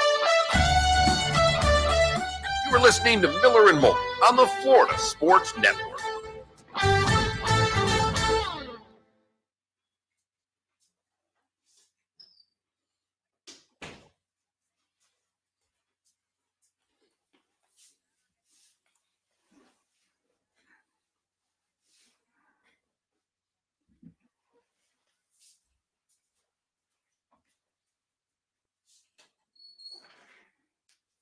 Oh yeah, there's no doubt that the Oaks, the Derby's become the race for everybody else. The Oaks is the locals. It's been that way for quite a while.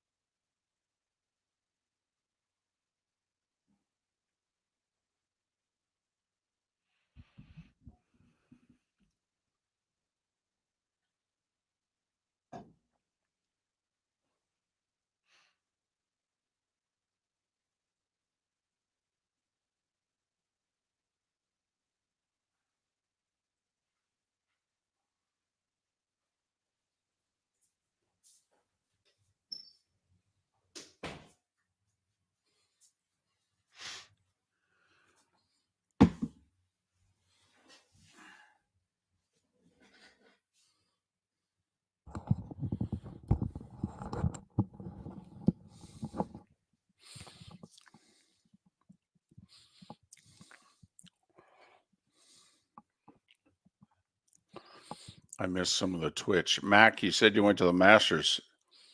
You've been to the Derby?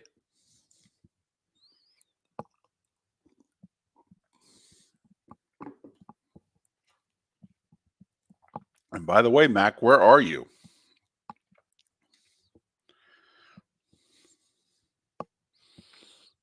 Good thing you didn't sell that card, Mac.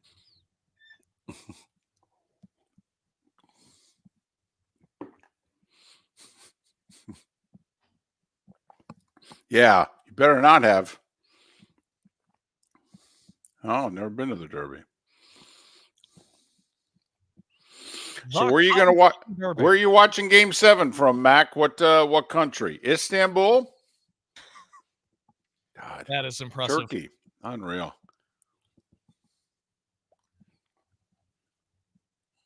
If you run around saying Constantinople all day, are they okay with that?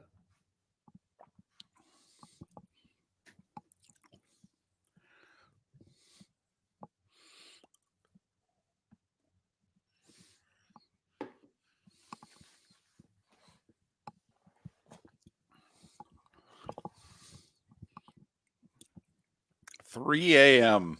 That's outstanding.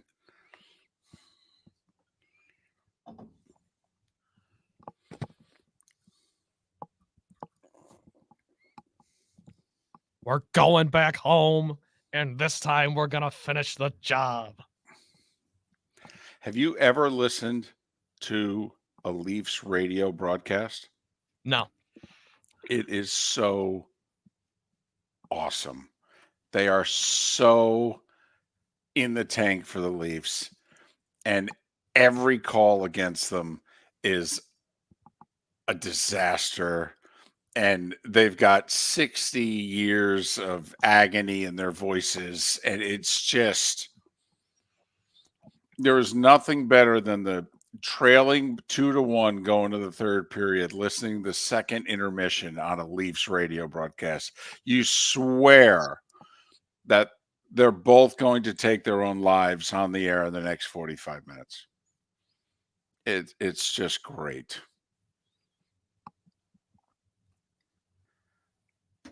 I'm rooting for them. Oh, I want the Leafs to win. Screw Boston.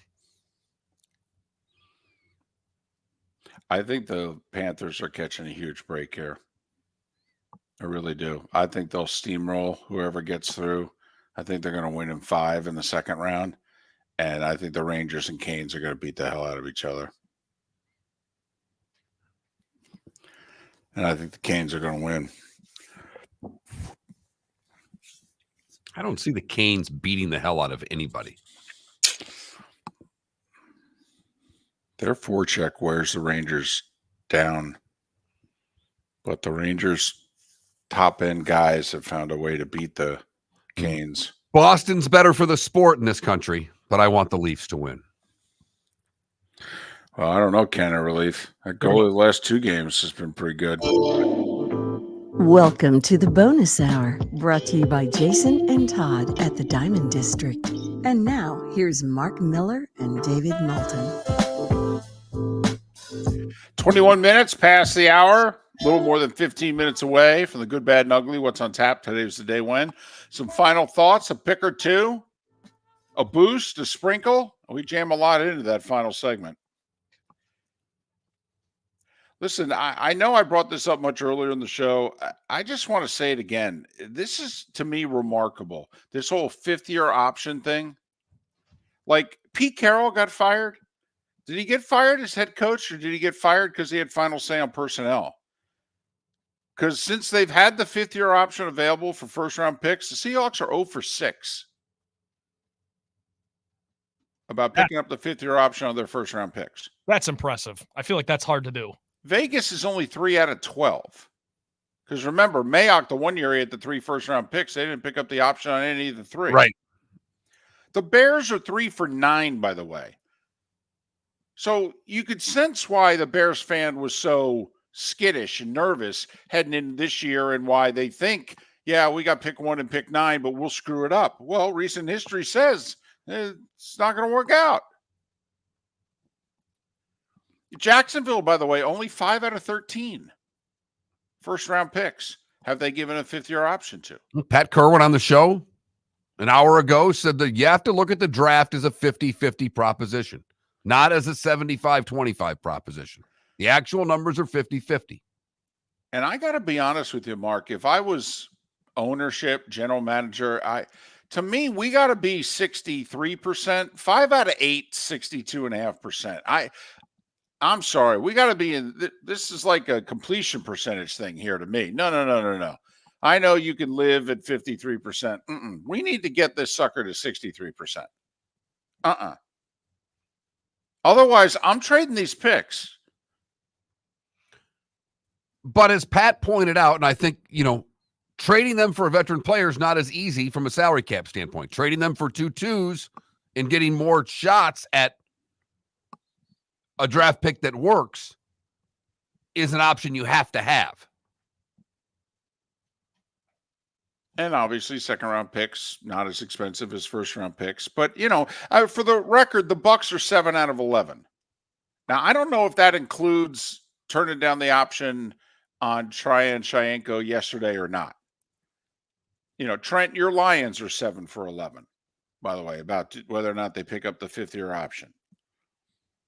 I'm looking here. The Rams, by the way, have only on one guy. They haven't picked up the option. So, yeah, they've traded away a bunch of picks and what have you. But when they make the pick, okay, they've been pretty good. Miami, by the way, 71%. And they've had a bunch of them. They've had 14 first-round picks during the time that you could pick up the 5th-year option on a guy. They're 10 for 14. So, draft success in that case doesn't lead to playoff wins.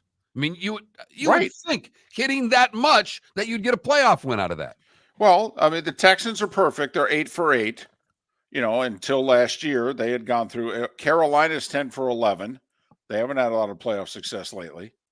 The Rams, okay, they're near the top, but the Chargers, not a lot of playoff wins recently for them. Falcons, they haven't done anything since they won a playoff game in 2017, but I don't think they've won one since. Now the Bengals have hit on 9 out of 12. Okay. Buffalo 7 out of 10, Dallas 7 out of 10, Saints are 8 out of 12. And once again, running back is the position that they get wrong in the first round more than any other. 38%, only 6 of 16 running backs have had their fifth-year option picked up, to show you just how short these teams think the shelf life is on a running back. And that has changed. That trend has changed so quickly in such a hurry, because it wasn't that long ago that Saquon Barkley was getting picked number 2 overall. But there've been not a lot, but there have been a decent amount of running backs picked in the first round. Najee Harris just didn't get his picked up. Right. But you're right. In the middle of last decade, we had the one draft where Fournette went 4th and McCaffrey went 8th. Yeah. Saquon goes 2. Then again, Atlanta last year, they took Bijan, 8th? Right, and then Lions like Gibbs 12. 12. Okay. Yeah. Traded back for him. But anyway, so that whole fifth-year option thing, which teams had until yesterday, they had to decide to put up or shut up on that. And of the 32 first-round picks 3 years ago, only 18 of the 32 saw their fifth-year option picked up. Barely more than 50%. Come on. Don't you just sit back on the side and go, man, these guys are not that good at this. I really, and it's not just me being, part of my charm here. I really think, Mark, with how ineffective they are drafting, I'm telling you, I would trade more picks. So you would have been calling San Francisco and getting Debo or Ayuk, right? Well, Ayuk interests me because Debo, I have issues with Debo, and he does drop the ball. I don't think Ayuk has reached, his peak at all. I think Debo's peaked. Fair enough, but in general, that's a phone call as a GM you'd be making. If you heard those players were on the market, you're inclined to pick up the phone as opposed to draft that receiver who may or may not be a bust. Because I'm making the decision with this pick on somebody who's already played 3 or 4 years in the league. In theory, I know they're a good player. They've proven it. As opposed to if I look around the room and I go, there's 10 of you. 4 of you I know are going to be wrong. I absolutely guarantee 4 of you are going to be wrong. There's a chance 5 or 6 of you are wrong. And I'd look at them and I go, just so you know, I know I'm right if I trade this pick for this guy. I know I'm right. Now I got to pay him more money. I do. There's no doubt about it. But that's okay. I want good See what players. Receivers are getting, and that's why they ended up not making the trade, because they were told the value wasn't there. You would think the trade value would be a little bit higher when they don't want to give more than a 4th or a 3rd round pick for a receiver these days. Well, that's where it really depends on the position, right? Absolutely. But no, not necessarily, because the Giants just got the player from the Panthers, the defensive player. Right. Brian Burns. Thank you.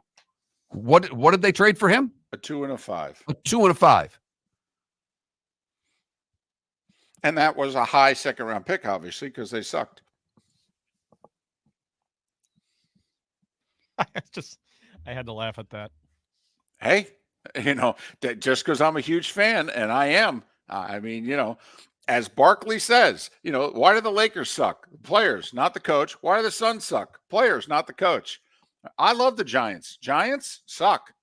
How about Ispietta's presser saying that basically 28 GMs would love to be in the position that they're in? I know. Yeah. How tone deaf can you be? Are you allowed to ask the question, Mr. Owner? I'm just curious. Do you guys as an organization drug test? And when he goes, well, why do you ask that? Because if you think 26 out of 32 teams, would trade places with you in your roster situation going forward, You are high. Now, if you'd have said that there were 5 or 6, then you might be more accurate. But A dozen, 26? maybe.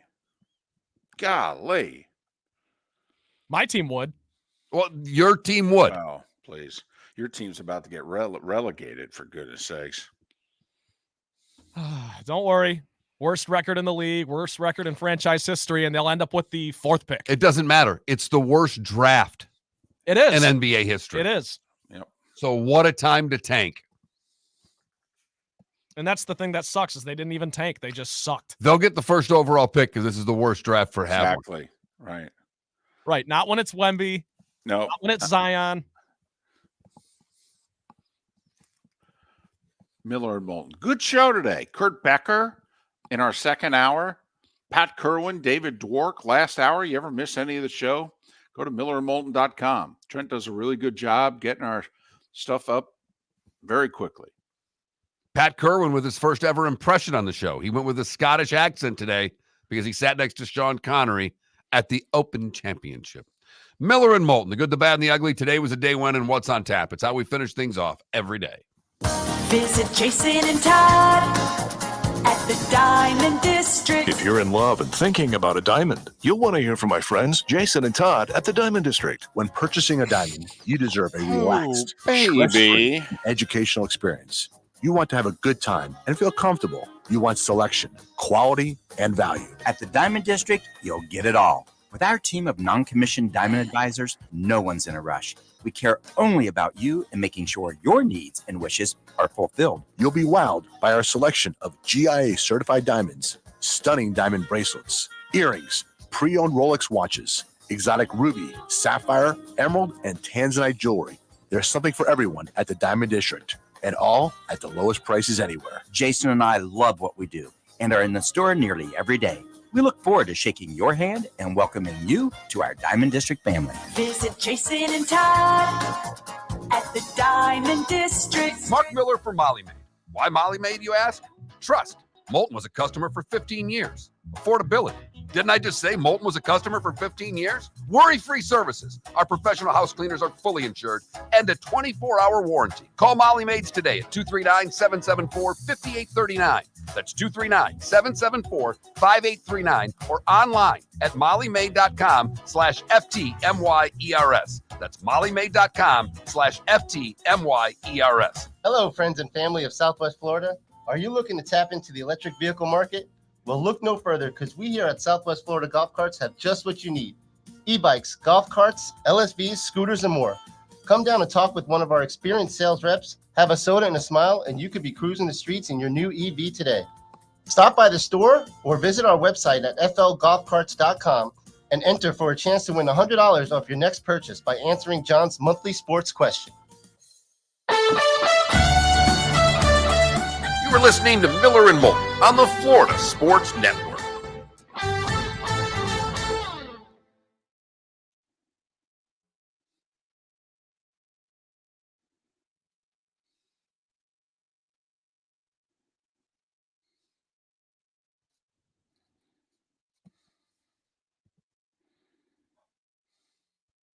What's up? Oh, I thought something was wrong. Not a thing. Did you get my text, Trent? Oh, yeah. Yeah. Okay. Like 20 minutes ago. Thank you, by the way, for that. No, thank him. He's the one who thought of it. I will. Never been to a Blades game. Yeah. So, Mark, since you're not going, Pat invited Trent. Trent's going to get the full treatment tonight. He's going to get Brad Childress, former Vikings coach. Oh, wow. Going to get Pat's brother. Oh yeah. You're going to get stories. You're going to get cursing. Okay. By the way, be prepared to be mobile. Pat moves around. No, he does. No, he's got a routine. He's got a pregame routine. He's got an in-between periods routine. Okay. Might even be able to sometimes he likes to switch seats for the second period. Yeah, playoffs will be a little harder to do that, though. It will, but you know Pat, he knows all the ushers and what have you. So yeah, you're gonna go to the Hertz Club before the game. Yep. Get a quick beer there. Yep. Then to the seats, up to the breakaway for the in-between periods, first and second. You got to move, and you got to move quick. I am all in. Oh, you'll have fun. Can't wait.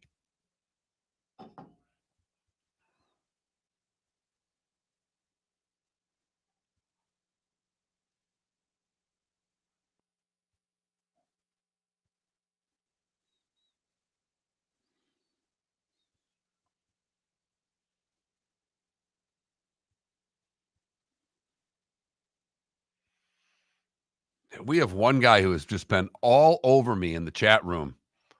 What about? Because apparently we're not spending enough time talking about the F1 race. And I'm like, I literally said, what did I say? What was my, let's see.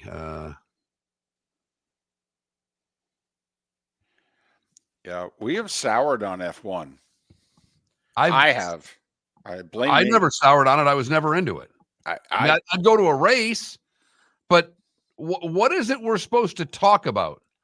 The one guy is, devouring. This is like literally winning every golf tournament. This All he Verstappen thinks, guy. so it was this weekend's F1 race in the parking lot will probably have a worldwide audience of 500 million people, and it gets one sentence on your show. And I said, F1 is not really a sports talk show topic anywhere in this country. His comment, interesting, go to Publix and there'll be a Red Bull display with a life-size cutout of Max Verstappen, the current F1 world champion. Love your show. But he's just, dude, it's F1 in the United States. It's and I don't know if he's in the Twitch chat room, but the problem I have with it is that there's no drama. But I don't even care about that. We know Max Verstappen. That's it. Nobody else. Hamilton. It's not like. Yeah. I got to admit, what's the Mario Andretti trying to have like the All-American F1 team for 2026 or something like that? That would interest me. And it's like we don't talk the Indy 500. We barely do Daytona stuff anymore. Yeah, we do a couple of interviews at Daytona leading up to it. You'll get an Indy thing, and we'll do one Indy to, maybe two. It depends. They got the one NASCAR guys running in it this year. Okay. I like carb day. I could use some pasta. Right. Bread. And by pasta, you don't know if we're talking about the Indy 500 or the Bruins top line.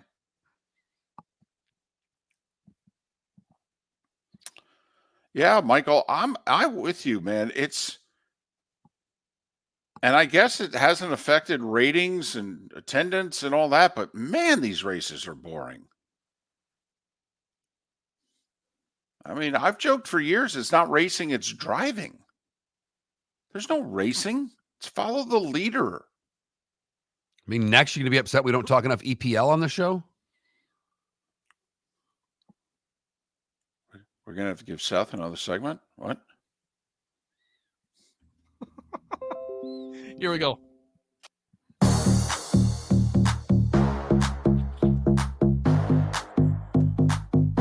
Welcome to the bonus hour, brought to you by Jason and Todd at the Diamond District. And now, here's Mark Miller and David Moulton.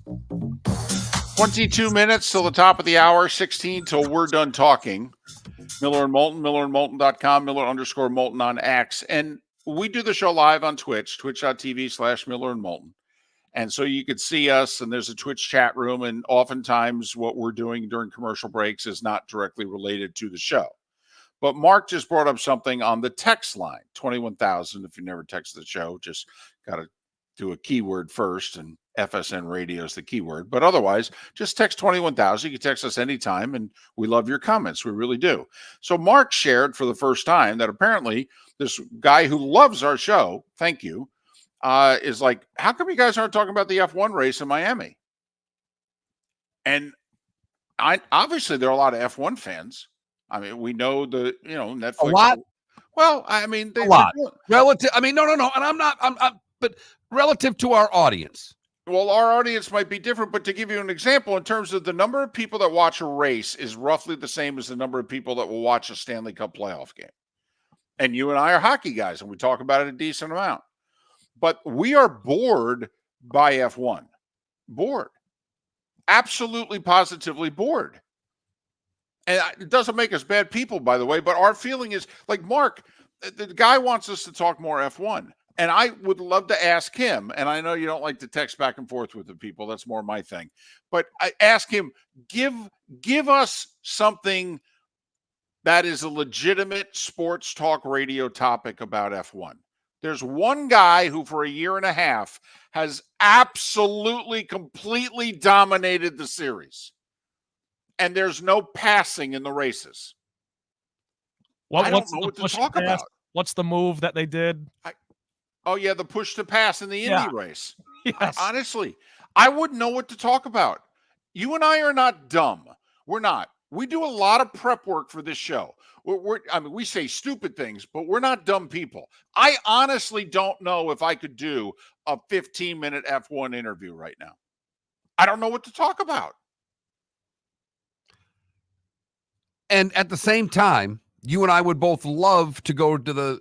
Oh, my goodness, would love to go for the scene. It's kind of like we just did our Derby segment. Who the hell watches horse racing? We'd love to go to the Derby. But with the Derby, there's betting and there's intrigue, and we're trying to provide a little bit of a service. So when you do bet, we got an expert on here that's helping you out a little bit. And you might be better off not listening to Kurt and pick some numbers and colors and go that route. Right. Well, it's also the Derby, you know. We talk about the Daytona 500 when that happens. We don't talk about NASCAR year-round. Oh, we talk about it, but, and I would love to do a weekly NASCAR interview. And we used to, and probably should again. Maybe we will. Especially now that we're coming up on the slower months. Don't be surprised, Trent, if we're starting to rack up the weekly NASCAR interviews. And then it'll be Labor Day, and, look at the time. Right as their playoffs coming to. Exactly. Their playoffs are coming in, but it's football. Right. Do the Cowboys have a culture problem? Yep. Never mind. Okay. How does Ross Chastain being winless affect LeBron's legacy? It's time for someone to take back this segment, if for no other reason than to stop David from talking about Meghan and Harry. Here's Mark Miller with Today Was the Day When. I'm not joking when I say this, David. I hope you've got something because I've got nothing. I've got like 5 things on my sheet today. Joe DiMaggio had his debut today. Had 3 hits in 1936. Seems about normal. 1948, the first broadcast of the CBS Evening News, the longest-running news program on television, longest-running program on television, for that matter. 48, did you say? 48. Wow. Did they say who the anchor was? It did not. 1977, with the first overall pick. Let's have a little fun with David. He'll get this right. The Tampa Bay Buccaneers select. What year again? 77. 77. Well, let's see. Their first number 1 pick was Ricky Bell. There you go. That would be, yeah. There you go. I figured you'd have it, USC. The first spam email was sent out today in 1978. And the final episode of Dallas aired today in 1991. Did we ever find out who shot JR? Yeah, it was the young mistress thing. Mistress that he had. They did not spin it on a main character because they needed to keep the show was rolling. They couldn't take out anybody from that show. No, we got to keep the main characters. It's a juggernaut here. Golda Meir, Bing Crosby, Sugar Ray Robinson, James Brown, all born today. Greg Gumbel, 78. Love Greg Gumbel. Get well soon. Christopher Cross is 73. Rod Langway is 67. Ron Hextall is 60. And Brooks Koepka is 34. What did I miss, David? Did you have James Brown? Yes.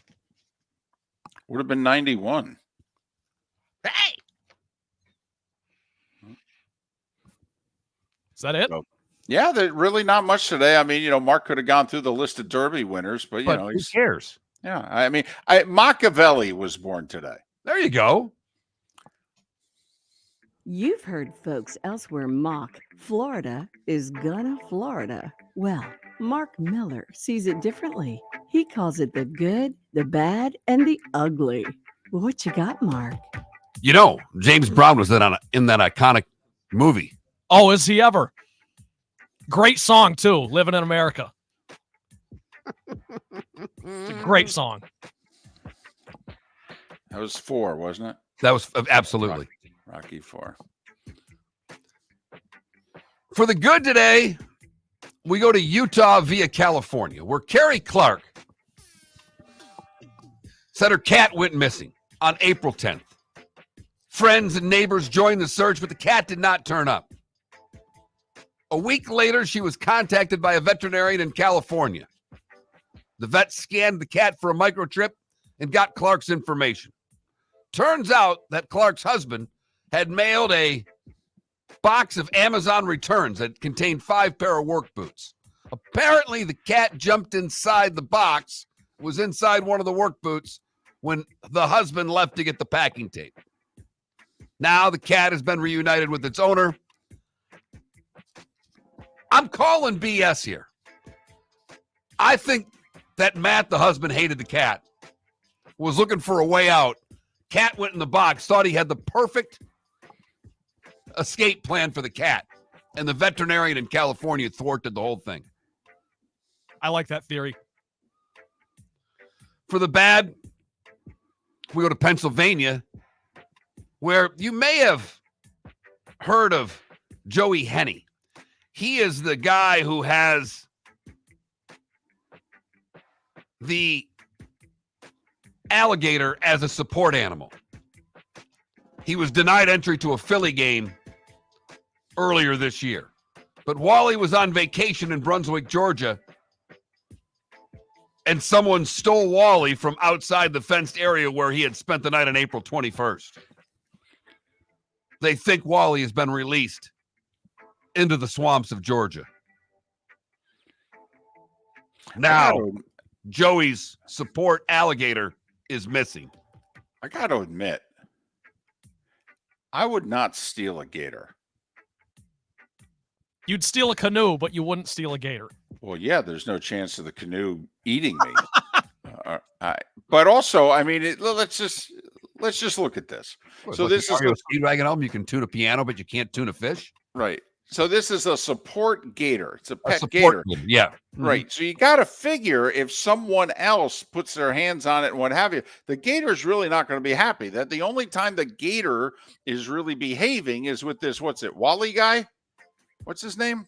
Wally is Wally, the gator. right. Joey's so the apparently, owner. right. Wally's got the touch with the gator and vice versa. So, but I would think, all of a sudden Miller or Moulton come over and we go, hey, wouldn't it be great? Let's steal Wally's gator and throw it in the pond. I would think Wally's gator would be moderately annoyed.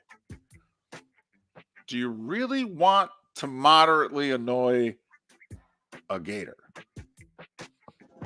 Just asking. Not unless he plays for Billy Napier.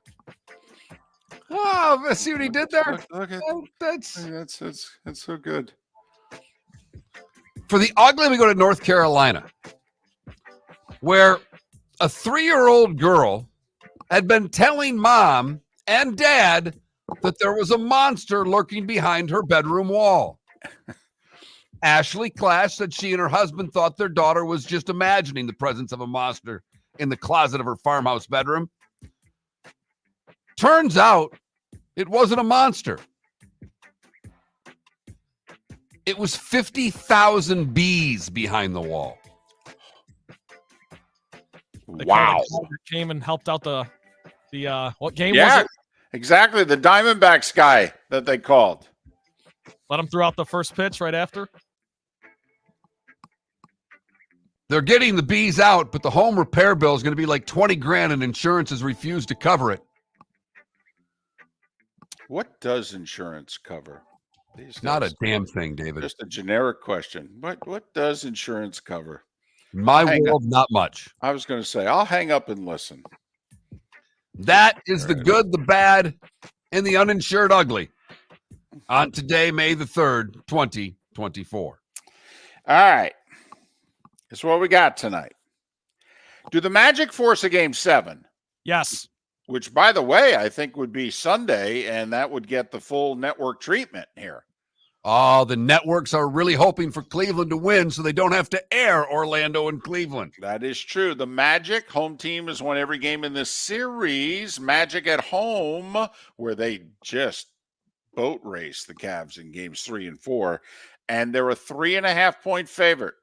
Love it.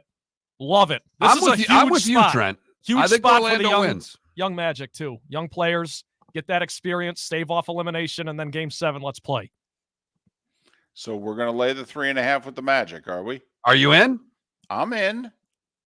Trent, do we have, is this the boost game? The Hard Rock app likes to usually do the boost on a Florida team.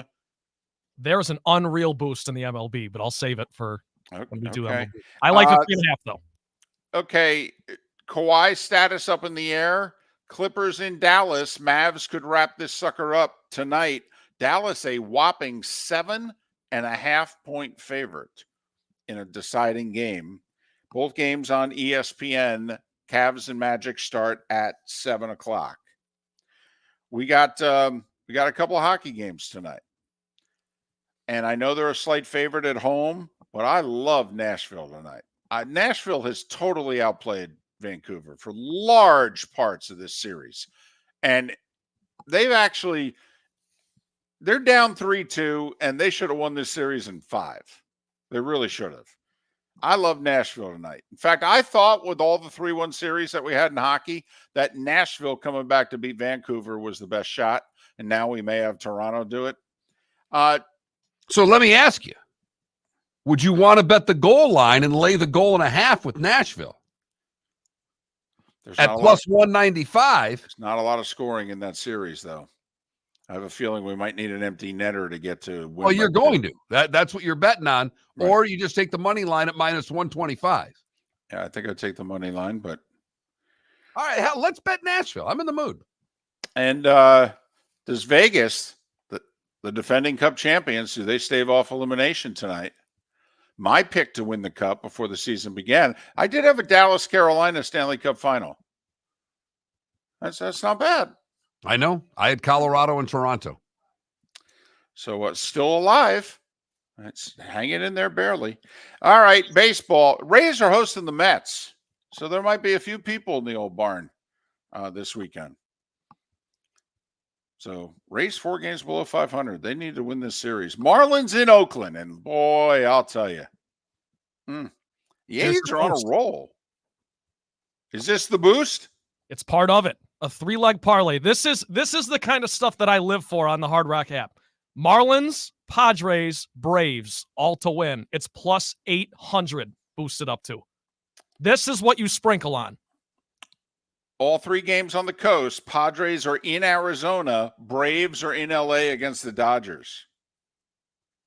That's scream sucker bet. Yeah, it is. Because I think it's going to come down to Braves-Dodgers at 10:30, and I'll be watching. Actually, I won't be. I'll be with Pat. I was going to say, you'll be watching the Braves? Well, you'll be back home by then. Yeah. It's going to be a marathon. I'm just. Are you okay, David? No, he's 24 years old. It's a Friday night. He's going to be in May. He's going to be watching the Braves and the Dodgers. No, you should be finishing the game and going right out. Yeah. Because the good news, the odds are, see, I'm guessing. In fact, I'm not even guessing. I'm predicting you won't have to go to your hip tonight.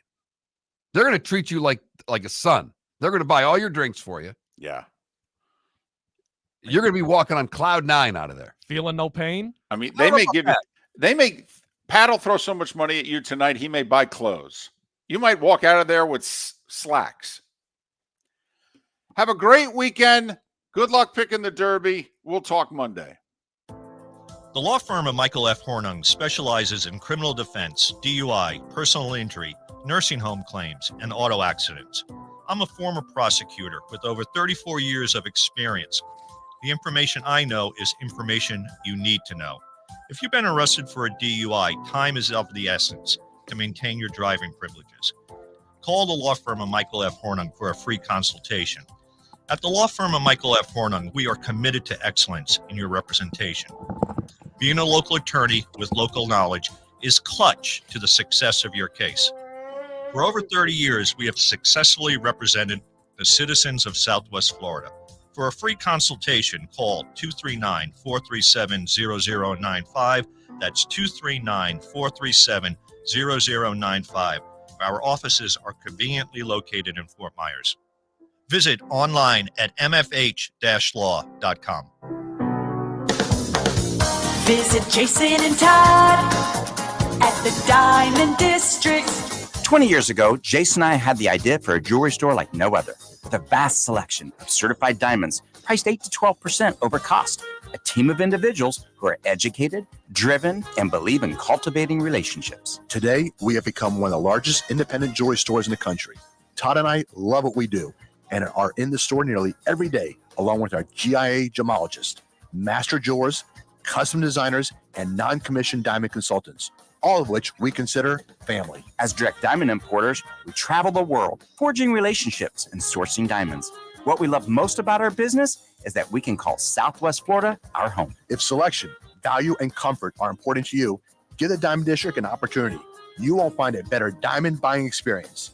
Todd and I look forward to shaking your hand and welcoming you to our Diamond District family. At the Diamond District.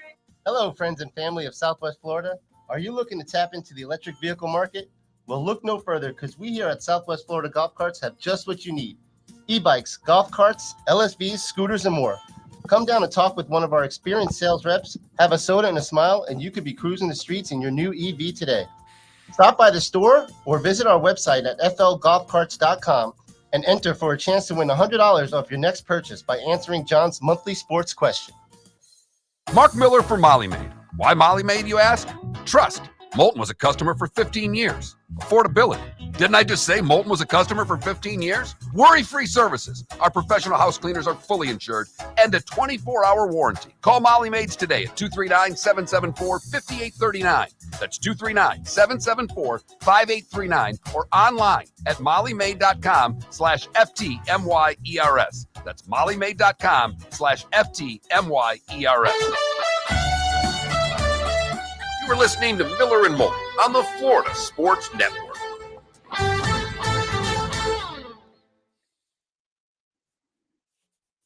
We are still live. Yep, I do it right until that commercial ends. Oh,